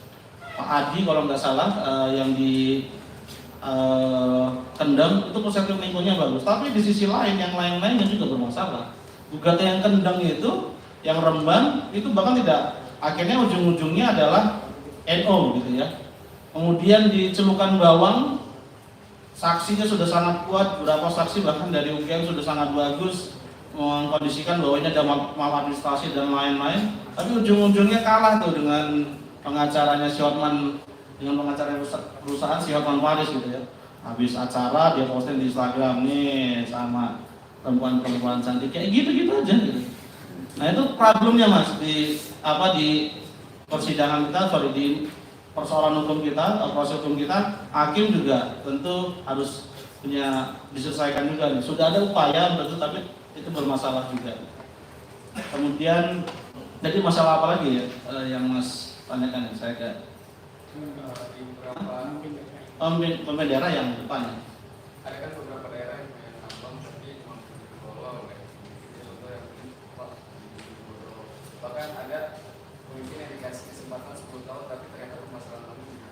Ya, di Bojonegoro juga ketika zamannya si Pak Sunyoto mungkin iya gitu ya, dia berjuang dengan dana abadi atau apa itu ya. Tapi kemudian setelah kepala daerahnya berganti bisa nggak? Nggak bisa juga gitu, karena ini 5 tahunan. Setiap punya kepala daerah, kalau kemarin saya ngobrol baru beberapa hari lalu saya dengan Gus Roy Murtado dan Fayad datang ke warga yang masih bertahan menolak bandara di Kulon Progo, dia gampang aja, pilih siapa Pak? Enggak lah, nggak pilih siapa-siapa. Ya kalau nomor 1 menang ya pasti tetap lanjut, nomor 2 menang tetap lanjut, gengsi dong nomor 2 gitu. Orang nomor 1 bisa bangun bandara seluas 1000 ya, yang nomor 2 bisa 2000. Itu omongan petani, teman-teman bisa datang ke sana. Ini bukan omongan saya hanya mengulang apa obrolan dari Ustadz Sofian dan beberapa warga di sana. Itu hal yang sepele, saya kira, loh, benar juga ya. Masa yang nomor 1 1000 hektar ya, saya harus 2000 dong, itu gengsi bahasanya. Seorang petani, teman-teman. Petani semangka yang sampai saat ini belum mengambil uang konsinyasi di persidangan dan kemudian sekarang menyewa tanah harus 30 menit dari lahan mereka yang tergusur untuk menanam sapi dan semangka, bisa ngomong seperti itu. Itu real, teman-teman silakan datang ke Kulon Progo, masih ada 9 kakak yang masih bertahan tidak mengambil dana konsinyasi sampai saat ini. Dan saya sangat hormat dengan para orang-orang yang seperti itu. Jadi kembali lagi ke bicara itu tadi. Sejauh ini saya belum melihat sih Mas, lagi-lagi karena hampir semuanya butuh biaya tadi, politik tadi. Calon independen dicaci maki, teman-teman kita mau maju pakai calon independen, yang caci maki bukan hanya partai politik, teman-teman sendiri. Mau maju orang punya basis saja enggak, itu biasa orasi doang, jadi cuma solidaritas itu problem. Di Kalimantan Timur kita coba majukan umpamanya Carolus Tua maju, apa bisa apa ya? Cuman gitu, dinyinyirin teman-teman sendiri gitu. Padahal ya, kalau teman-teman maju itu dorong gitu. Tapi ya, geraknya juga jangan ikutin pola-polanya para partai-partai politik ini gitu.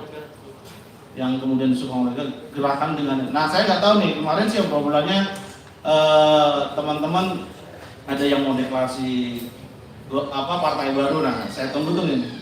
Kemarin saya nggak tahu berapa kabarnya menjelang Pilpres, saya nggak tahu partainya apa gitu ya.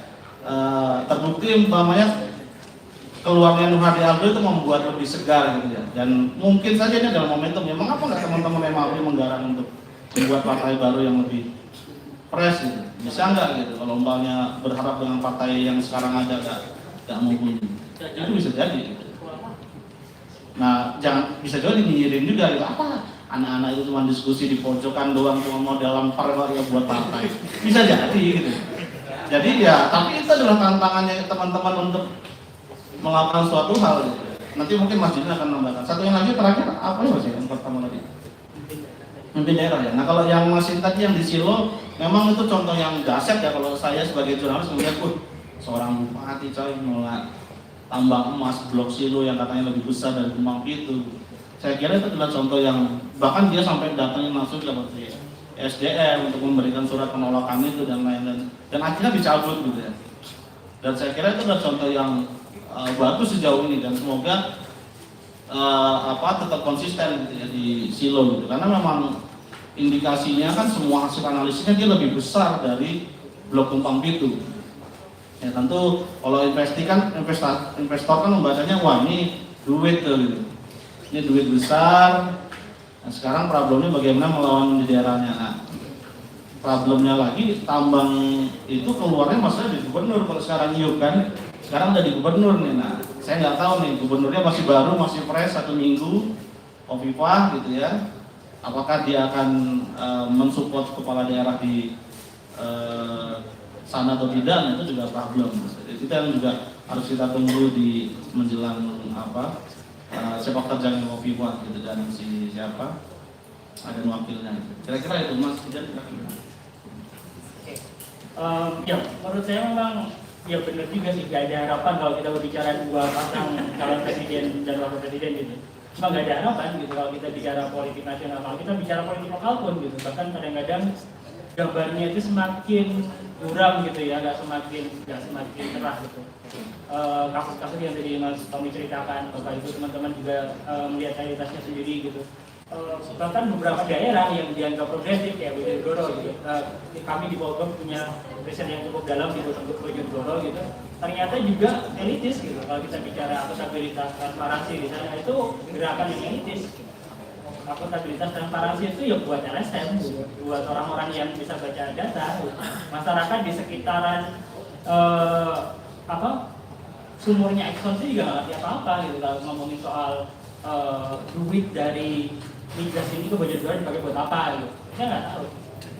Yang mereka tahu adalah ada program CSR dari Exxon gitu, dan mereka bisa dapat kegiatan dari situ, melakukan sesuatu, mencoba berbagai macam cara untuk meningkatkan pendapatan dan seterusnya gitu. Tapi lagi-lagi dari pengalaman kami, terutama di Bojonegoro ya, itu memang ya agak semu gitu ya pencapaiannya. Apalagi sebetulnya kalau kritik kami sih sebetulnya karena itu semua ada di dalam kerangka industri ekstraktif itu sendiri. Kalau kita berbicara akuntabilitas transparansi itu kan soal ya udah kamu nggak usah nanyain lagi, ini tetap kita tambang, ini tetap kita sedot minyaknya. Terus yang kamu ribut, ayo kamu ribut soal duitnya dipakai buat apa aja. Sebenarnya kan itu ide dibalik diskusi soal akuntabilitas dan transparansi adalah udah nggak usah nolak tambang lagi, nggak usah nolak migas lagi. Dan kita bicarain aja duitnya mau dipakai buat apa. Dan sebetulnya itu kalau kita berpikir lebih kritis lagi. Nah, konflik sebetulnya kayak di Bojonegoro itu juga terjadi di awal-awal ketika pertama kali kita masuk gitu ya. Banyak sekali spekulan yang datang ke daerah Bojonegoro itu dekat rumahnya Patrick sana yang beli tanah gitu, dan karena pasti akan dibeli oleh Exxon untuk kompleksnya itu. Jadi saat itu juga ada kalau masyarakat yang menolak besar-besaran dan kemudian sempat terjadi konflik kerangka juga, beberapa orang meninggal di sekitar tahun-tahun awal-awal tahun 2000-an saya ingat saya.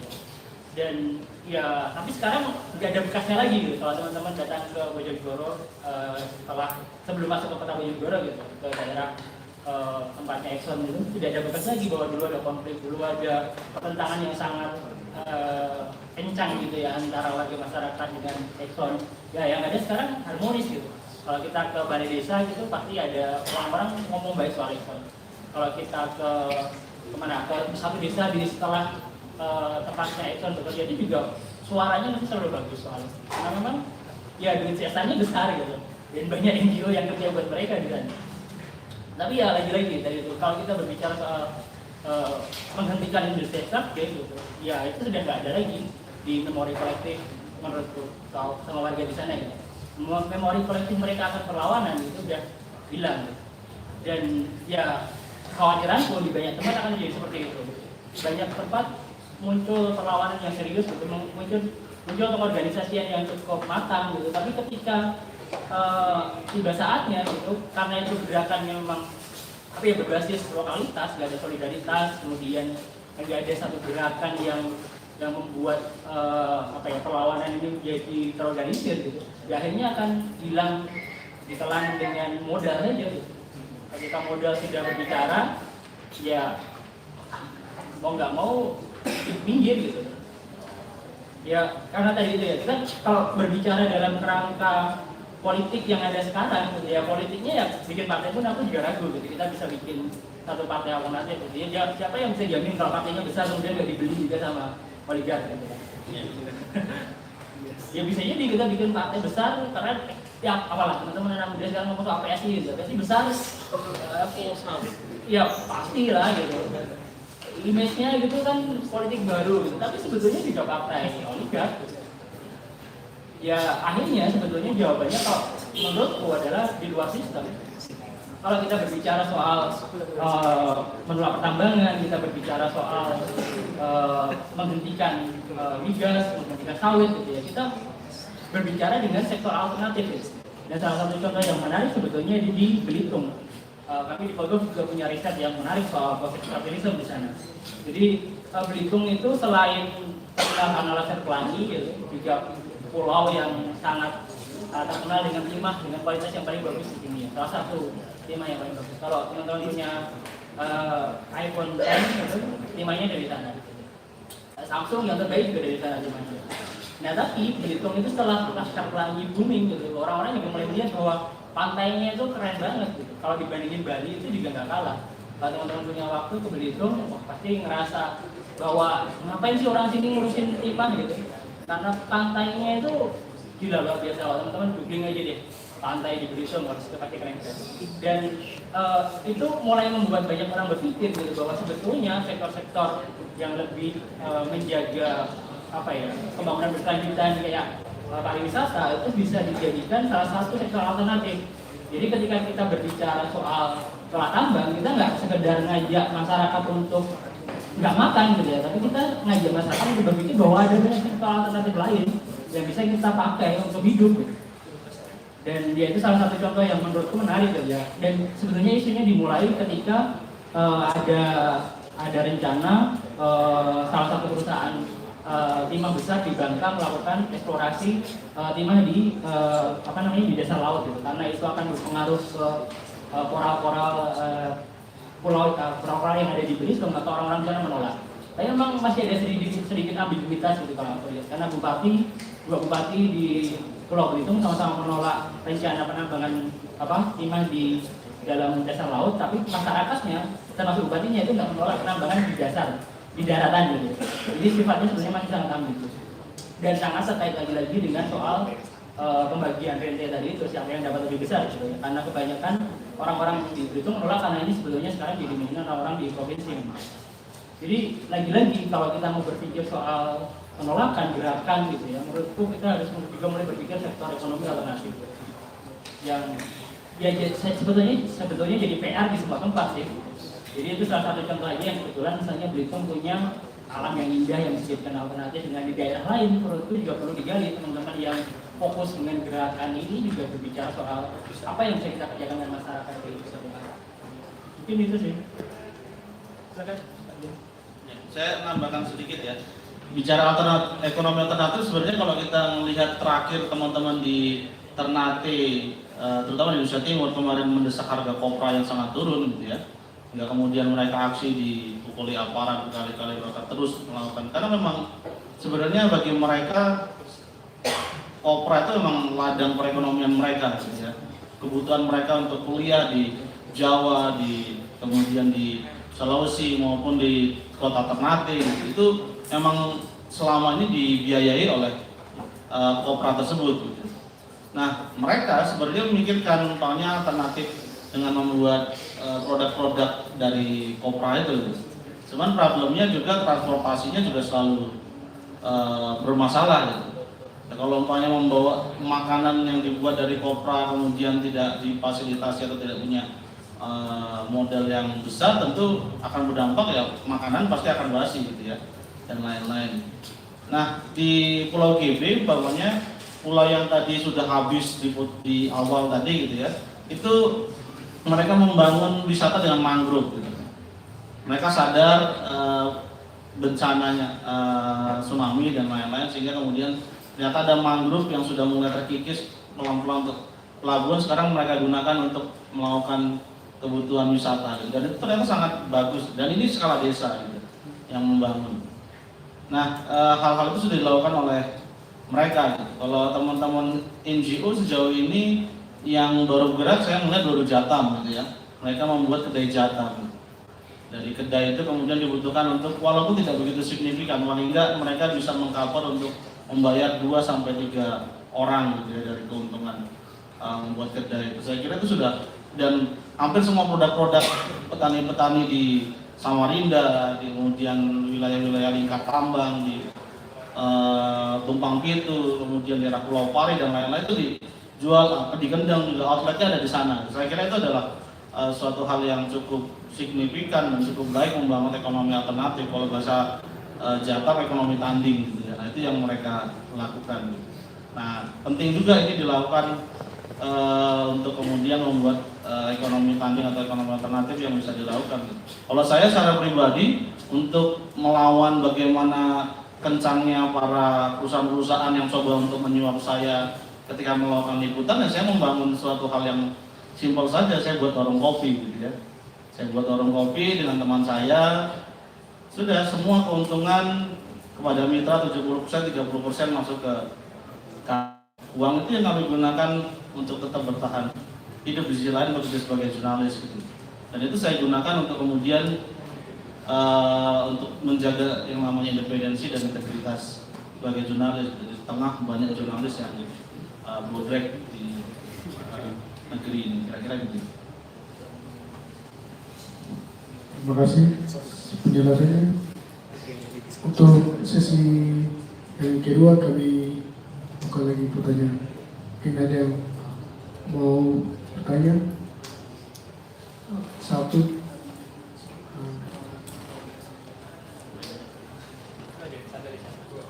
Oh, dua. Tiga.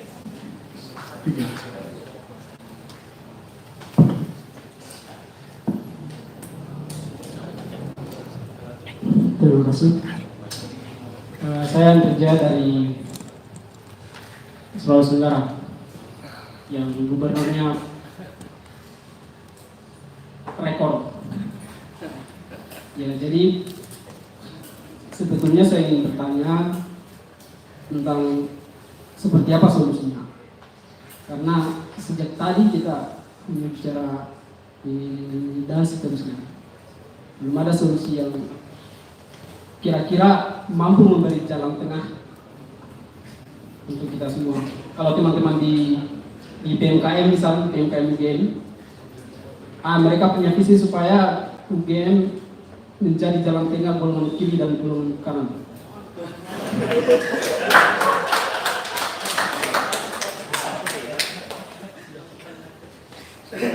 Sebetulnya saya resah yang mana yang sebetulnya jalan tengah itu.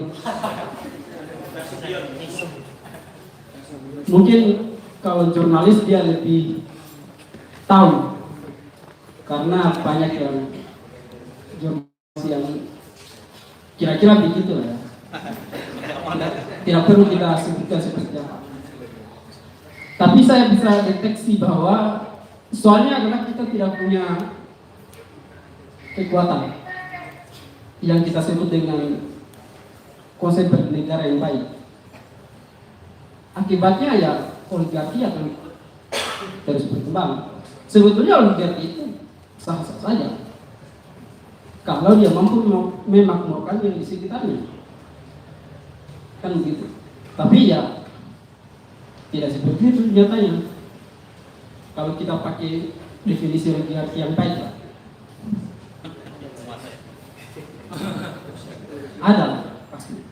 Jadi sebetulnya saya ingin mengajak teman-teman di sini yang masih muda-muda, masih muda semua ya, supaya kita memikirkan solusinya seperti apa, supaya kita tidak berdebat, diskusi, akhirnya konsolidasi, menghasilkan konsolidasi lagi, jangan begitu. Jadi saya tanyakan kepada pemateri supaya bagaimana agar kita dapat bersatu, memberikan jalan tengah yang dimaksud kawan-kawan di BMKM itu. Seperti apa kira-kira? Saya kira itu. Terima kasih.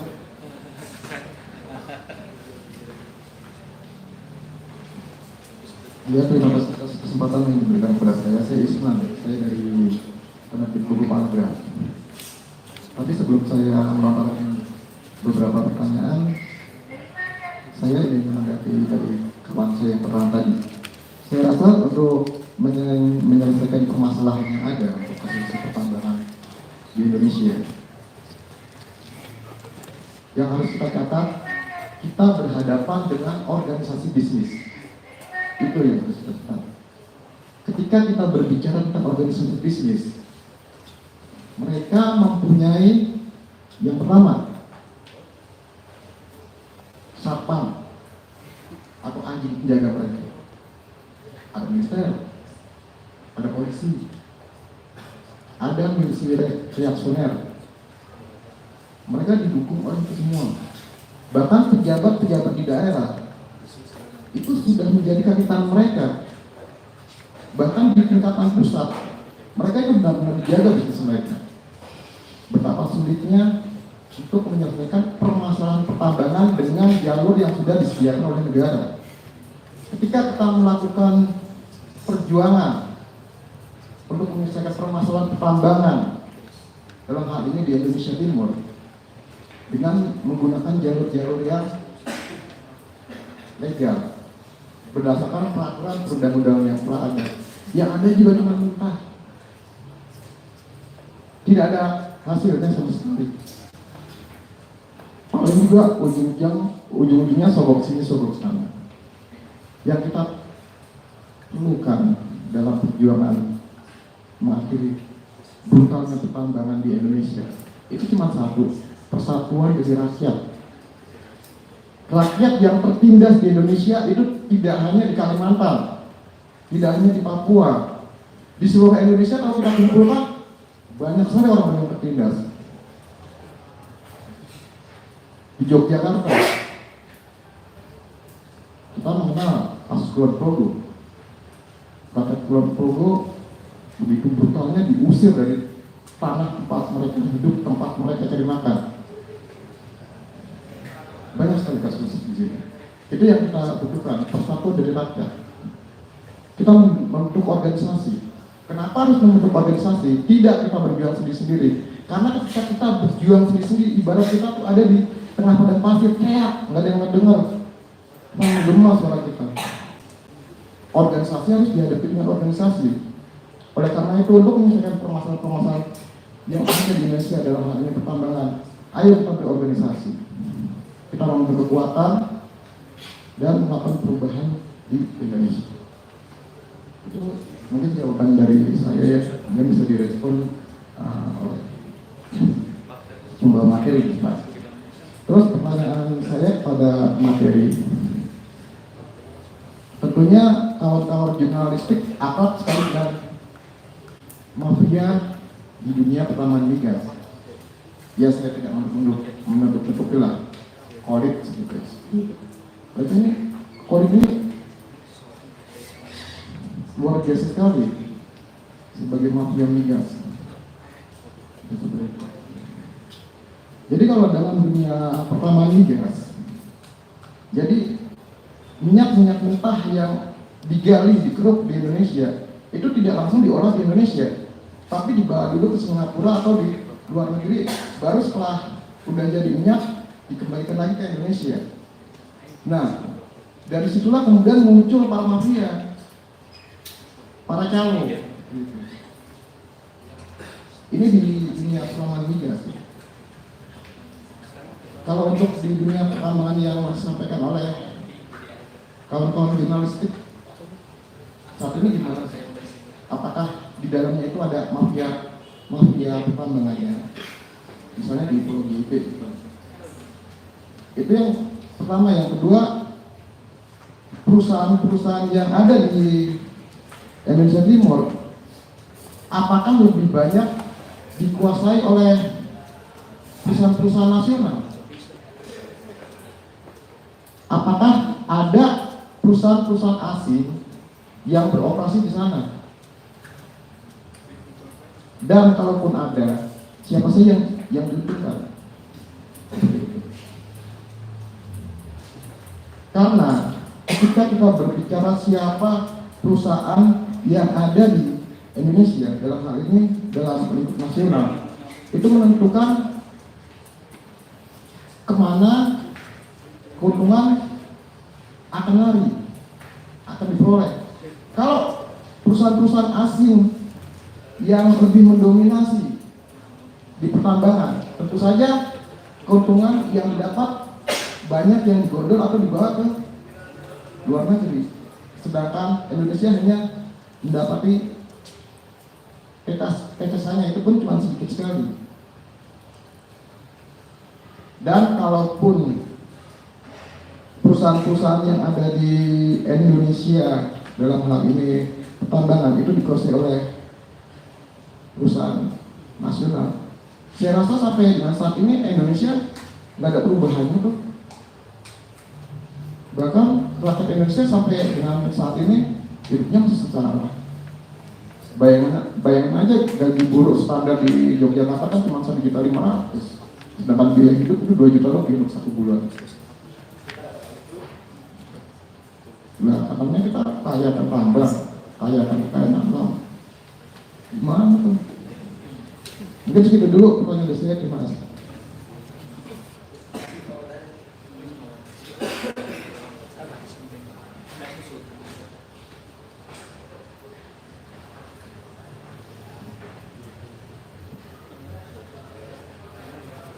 Ya, selamat sore, terima kasih. Nama saya ya. Saya tertarik sekali dengan hasil temuan kemarin antara Judi dan Tempo yang melakukan investigasi jurnalisme terhadap kasus yang terjadi di Freeport yang menurut catatan BPK tahun 2017 menemukan kerugian lingkungan sebanyak 185,58 triliun, dan itu kemudian dikonfirmasi balik melalui hasil investigasi. Tapi menurut saya agak sayang sekali, soalnya mereka hanya berfokus kepada masalah seputar kerugian lingkungan hanya di bagian pesisir. Padahal sebenarnya saya berharap, selama ini saya berharap semoga ada ada satu media yang mungkin berani untuk masuk dan membongkar, bukan hanya di bukan hanya di daerah pesisir, tapi mulai dari gunung sampai di pantai pun sampai hari ini tidak ada.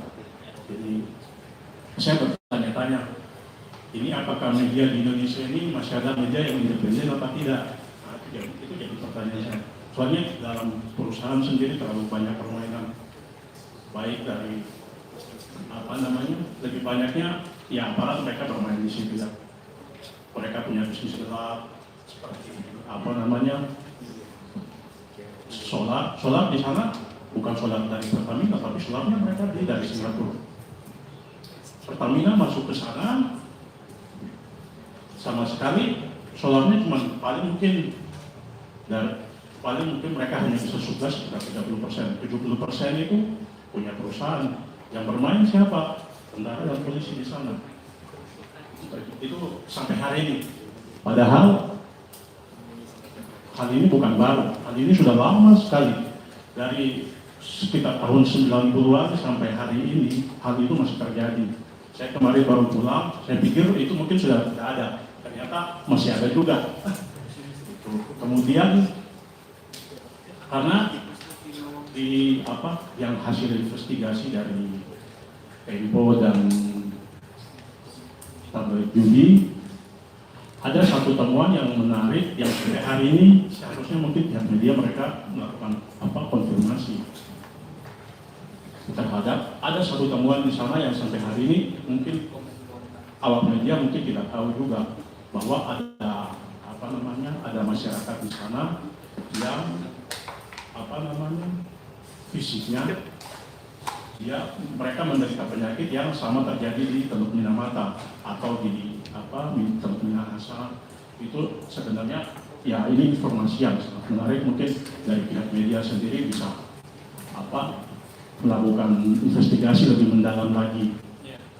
Terus yang kedua ya saya berharap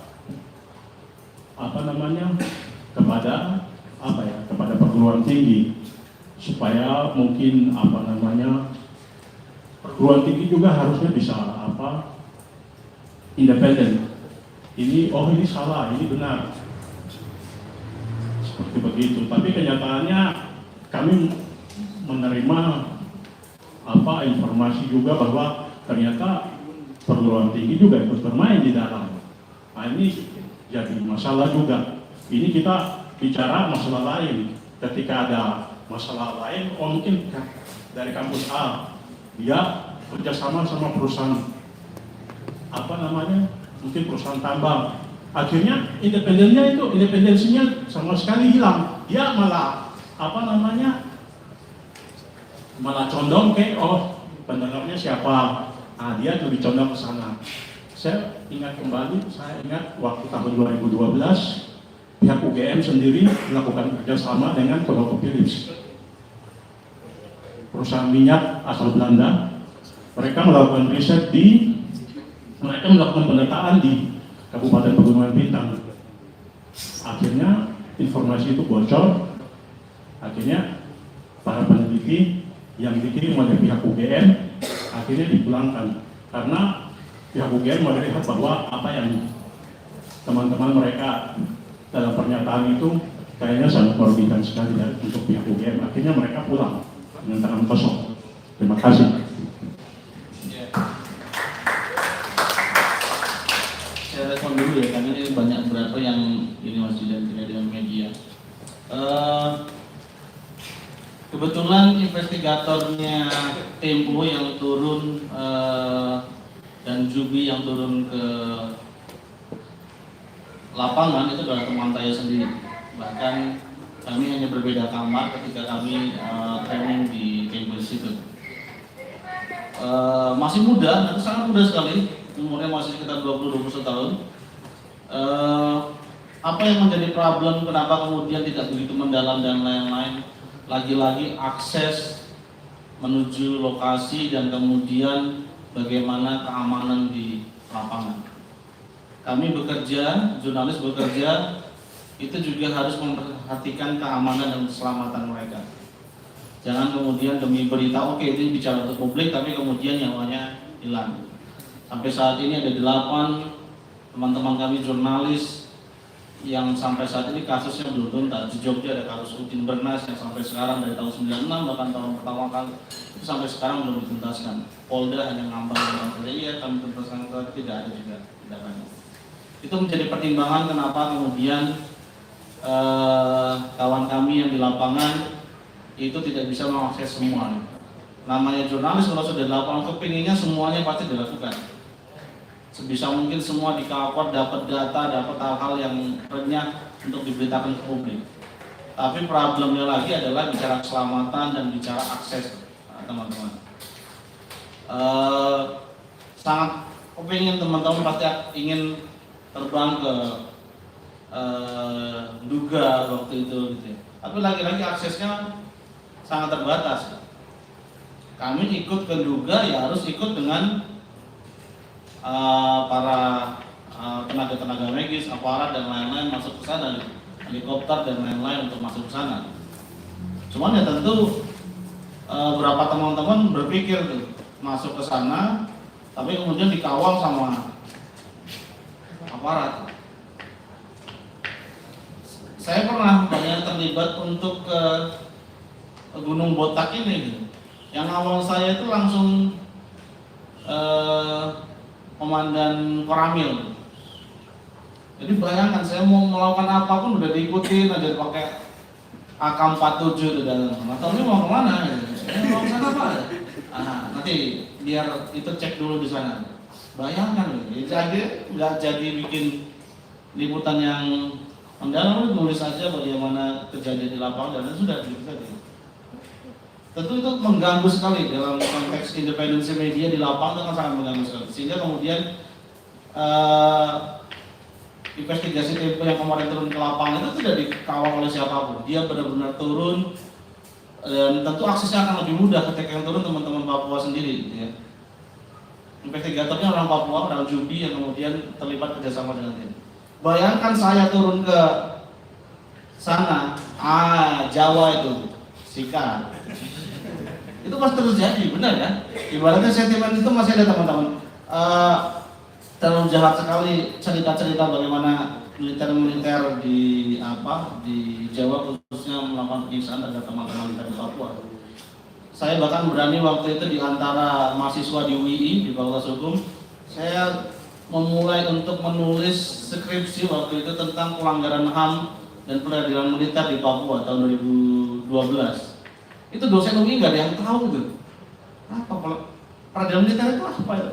Pelanggaran HAM di Papua apa? Kasusnya TSLW dan lain-lain itu sudah bicara. Nggak ada dosen yang paham, akhirnya udah mas kamu ngaji aja ya. Terus dapat A. Itu yang ada ya, mau ngaji dapat A. Itu real, udah ngaji aja. Jadi saya cuma cerita aja gimana kasus pelanggaran HAM di sana, militer gimana, dapat A. Kita kan bisa dicek. Saya ketemu dengan Roy Karoba dan teman-teman Michael Budia dan lain-lain di asrama Papua untuk memberikan langsung skripsi itu, karena waktu saya ketemu dengan Pater Jonjongan, kemudian Nelis Tebay dan lain-lain, dan yang paling aman zaman 2011 waktu sana itu ya di gereja.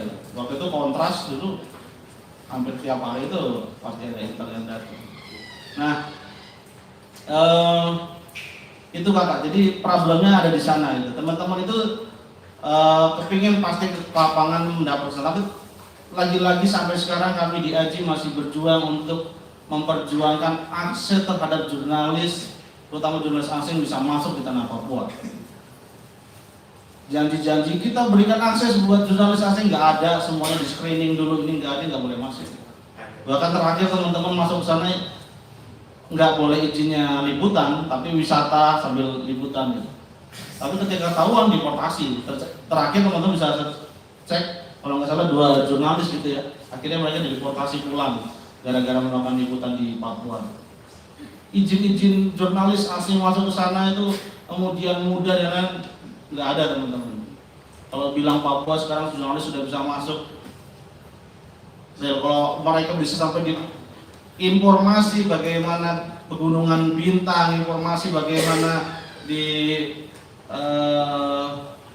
Puncak Jaya itu bisa dapat sampai live di itu, berarti sudah benar itu. Kalau hari-hari info Papua di daerah pegunungan itu masuk di media mainstream kita, itu artinya kemudian sudah benar. Tapi kalau umpamanya yang masuk jurnalis juga intel itu ya bahaya itu. Itu kan sempat bocor ya 2011-2012 bagaimana jurnalis yang merangkap juga menjadi intel di Papua itu dibocorkan semua. Data itu bocor. Rame waktu zaman itu. Saya ingat almarhum Octavianus Bagau, teman saya yang mendirikan Papua ya, Suara Papua itu ya. Dia anak UKI masih muda. Kalau nggak salah dia hubungan internasional ya di UKI. Nulisnya sangat bagus. Teman-teman bisa buka itu suarapapua.com selain Jubi. Bersama dia sebelum dia akhirnya meninggal gitu ya. Saya membangun, bahkan sempat menjadi editor di awal-awal pendirian. Saya berharap sebenarnya di Papua itu ada media-media anak-anak muda ini yang kemudian dibuat oleh anak-anak muda ini sendiri. Jubi sekarang ya, tentu kalau orang mau baca yang lebih independen ya baca Jubi. Atau kemudian kalau ada yang ini suarapapua.com. Bahkan sempat itu diblok oleh kementerian, akhirnya diadvokasi oleh teman-teman Haji dan akhirnya dibuka lagi. Itu suarapapua.com. Nah ini juga berkaitan dengan yang kakak tanyakan tadi gitu. Kalau bicara kami di industri media yang kemudian banyak media dikuasai oleh oligarki yang kemudian dia pemilik media dan juga pemain tambang sawit dan lain-lain, kami membentuk media-media alternatif sendiri mas kakak, kami membuat itu. Dandi melawan RCTI ketika kemudian dia ingin menerbitkan investigasi-investigasi, salah satunya bicara kemudian terkait dengan Munir. Dia berdebat dengan pimpinan dan lain-lain, akhirnya dia mendirikan yang namanya Watchdog Documentary, yang kemudian filmnya tentang Ainu Mukie ya, tentang persoalan Freeport itu kalau mau diputar di publik sampai sekarang kayaknya masih dilarang oleh Intel juga di beberapa tempat. Terakhir tentang asimetris yang cukup ramai bicara tentang sawit karya Dandi. Kalau di Jogja belakang hotel, di Kendang ada Samen versus Semen, di Bali ada Kala Benoa, di Ternate itu ada UHT, Jakarta itu nggak masuk bagian dari ekspedisi negeri, tapi itu karya Watchdog juga itu bersama. Nah karya-karya itu sekarang jadi patokan, bahkan Dandi kalau di sosial media itu jadi patokan hampir semua orang gitu.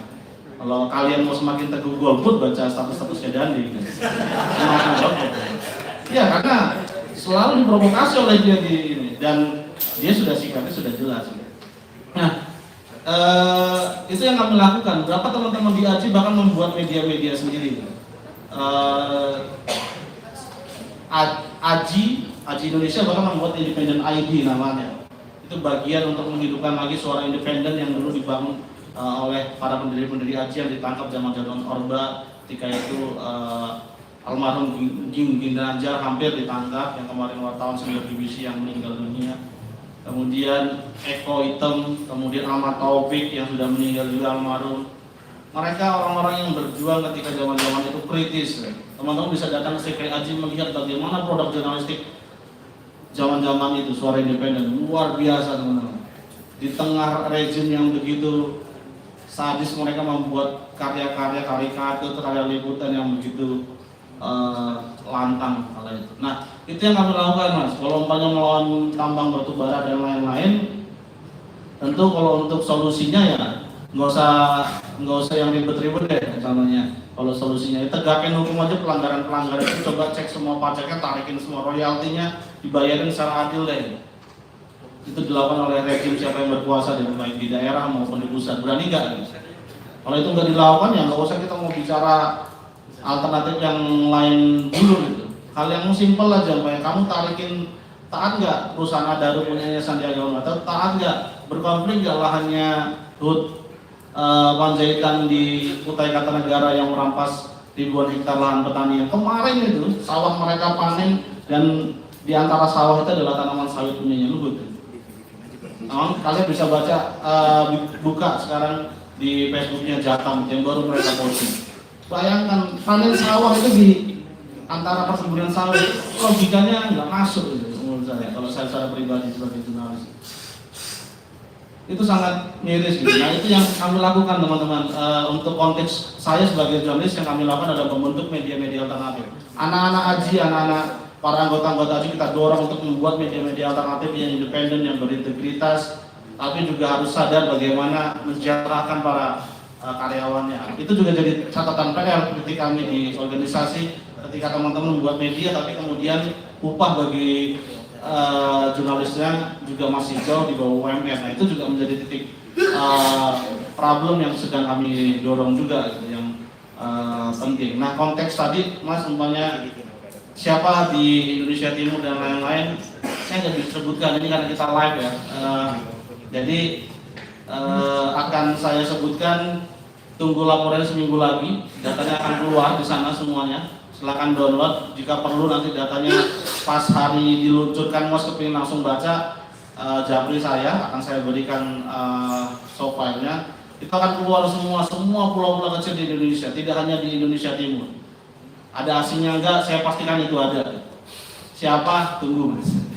Ada siapa di sana, ada Pangdam di sana, ada mantan Pangdam di sana, semuanya ada semua, datanya akan keluar semua.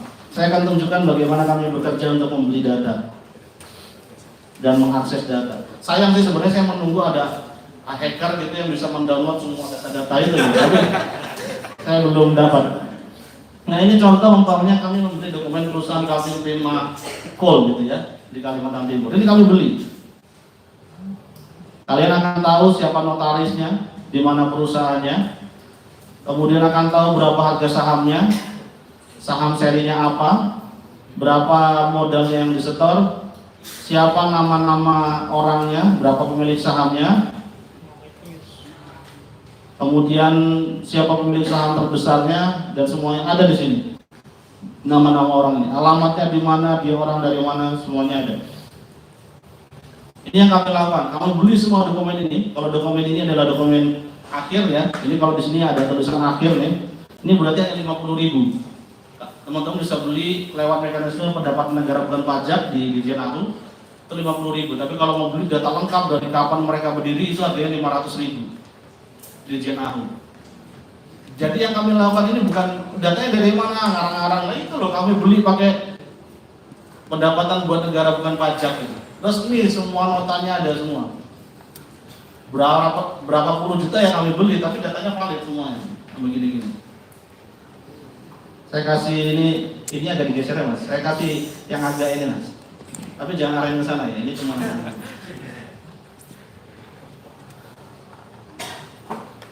Oke, ini yang teman-teman kemarin rame. Kalau bilang saya nggak punya lagi nih tambang punyanya dia. Silakan dibaca siapa nama orang pemilik saham.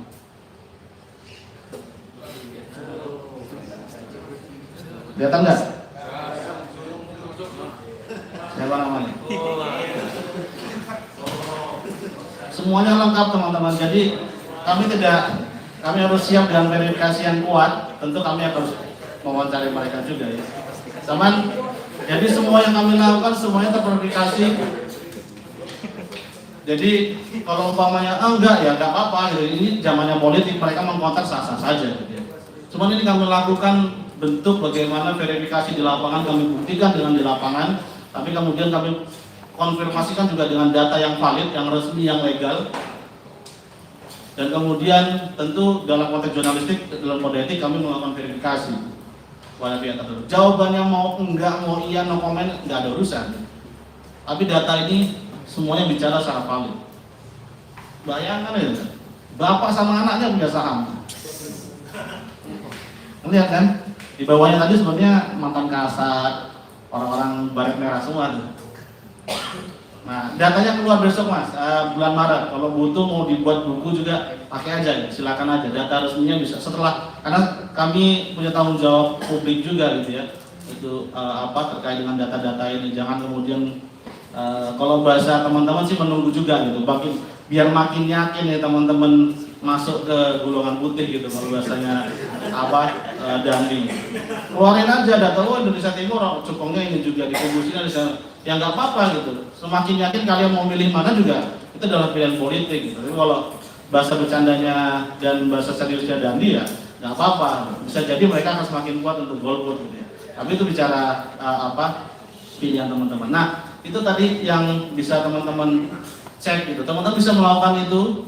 PT Room yang kemarin sempat diskusi di MAP Corner juga, siapa punya silakan dicek gitu loh. Apa hubungannya dengan Sritek dan semuanya ada semua. Saya sudah dapatkan semua datanya. Nah, saya sih berharap kalau bisa ada ya, teman-teman di teknik informatika ataupun yang pintar nge-hack, jadi kami nggak beli gitu.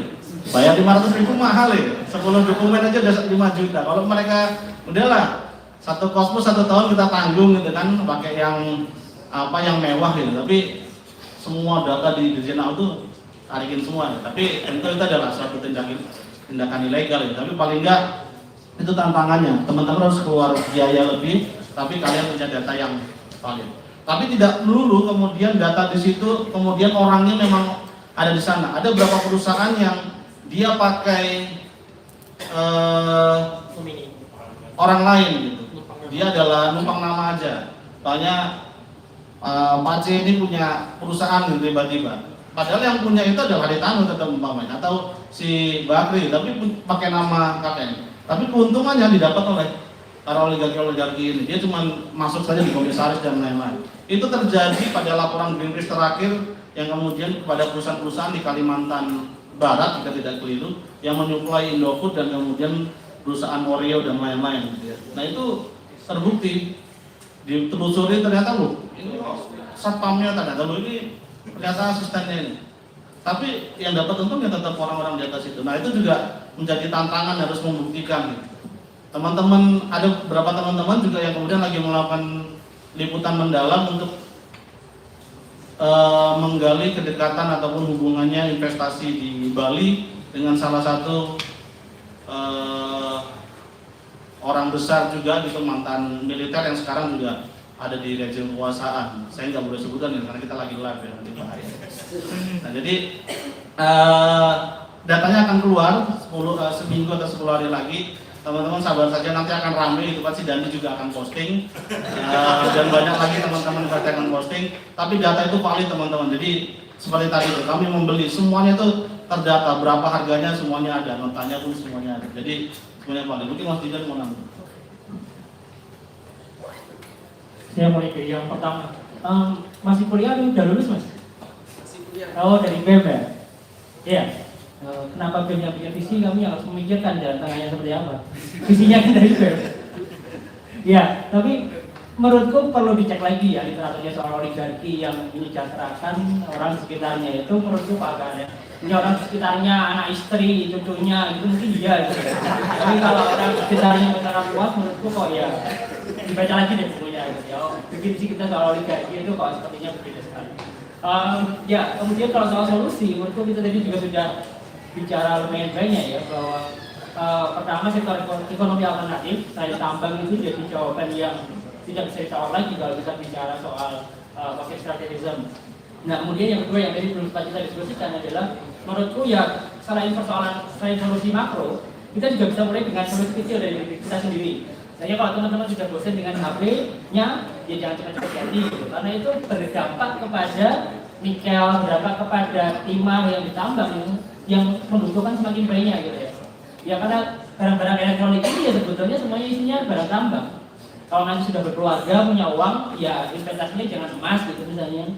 Yang hal-hal kecil kayak gitu ya, mengubah perilaku kita terhadap barang-barang yang sebetulnya awalnya adalah barang-barang ekstraktif gitu. Minyak misalnya, ya kalau misalnya ada angkutan publik ya naik angkutan publik gitu, kalau enggak ya udah kita lagi gitu ya. Tapi mengubah kebiasaan kita hidup sehari-hari itu juga bisa meminimalisir dampak gitu ya, dampak karbon atau dampak lingkungan yang bisa kita hasilkan. Yang kedua tadi menurutku yang menarik soal asing sama nasional ya. Menurutku kok itu pertanyaannya jadi semu. Perusahaan asing sama perusahaan nasional yang mana yang lebih ramah, mana yang lebih enggak, itu lebih ya sama aja sih. Yang untung juga elit juga kan. Kalau misalnya teman-teman belajar soal risetnya PWYP kalau nggak salah, soal bukan investasi, soal participating interest. Jadi salah satu peraturan migas kita akan mengatur sekian persen dari saham Exxon Mobil yang di Cepu itu kan dimiliki oleh pemerintah daerah. Nah seperti kasusnya Newmont juga seperti itu, sebagian sahamnya dimiliki oleh pemerintah daerah. Jadi apakah itu berarti keuntungannya benar-benar dinikmati oleh pemerintah daerah atau masyarakat? Kan enggak. Ya saham-saham itu juga dibeli oleh elit-elit nasional yang punya modal besar gitu. Jadi menurutku sama aja sih kalau kita bicara soal misalnya resource nasionalisme itu jadi menurutku bagian dari retorika yang dipakai oleh elit politik kita untuk menggalang dukungan. Ya sama konsept sama juga dengan 02 gitu. Mereka bicara di atas retorika resource nasionalisme, tapi bisa jadi memang nggak ada dampaknya juga buat masyarakat. Ya, dampaknya juga buat pemerintah secara umum, buat kegiatan pemerintahan secara umum. Jadi hati-hati aja dengan jargon retorika yang dipakai politisi itu, jangan tenggelam dengan dalam cerita itu. Gitu. Nah terakhir soal independensi, saya mungkin berbeda mazhab dengan Mas Tommy ya. Kalau media itu harus independen, netral. Kalau saya percaya bahwa independensi, netralitas, objektivitas itu ngomong kosong. Kalau kita serius, kalau kita bicara ilmu pengetahuan di kampus jangan berpihak. Persoalannya berpihak kepada siapa gitu kan? Dan kalau kita bicara kampus juga bukan sesuatu yang homogen. Jadi kasus ini kemarin kita tahu ada akademisi yang mendukung, tapi ada juga akademisi yang mengkritisi. Jadi ya memang pilihan ideologi kampus itu harus diakui, nggak bisa seragam. Mau nggak mau tetap kita akui ya ada banyak intelektual kampus yang kemudian dan itu berpihak kepada modal. Tapi jangan khawatir kok, masih banyak intelektual kampus yang punya idealisme gitu. Dan ketika diminta untuk memilih posisi, tidak kita jelas posisi kita di kampus. Gitu aja sih. Silakan.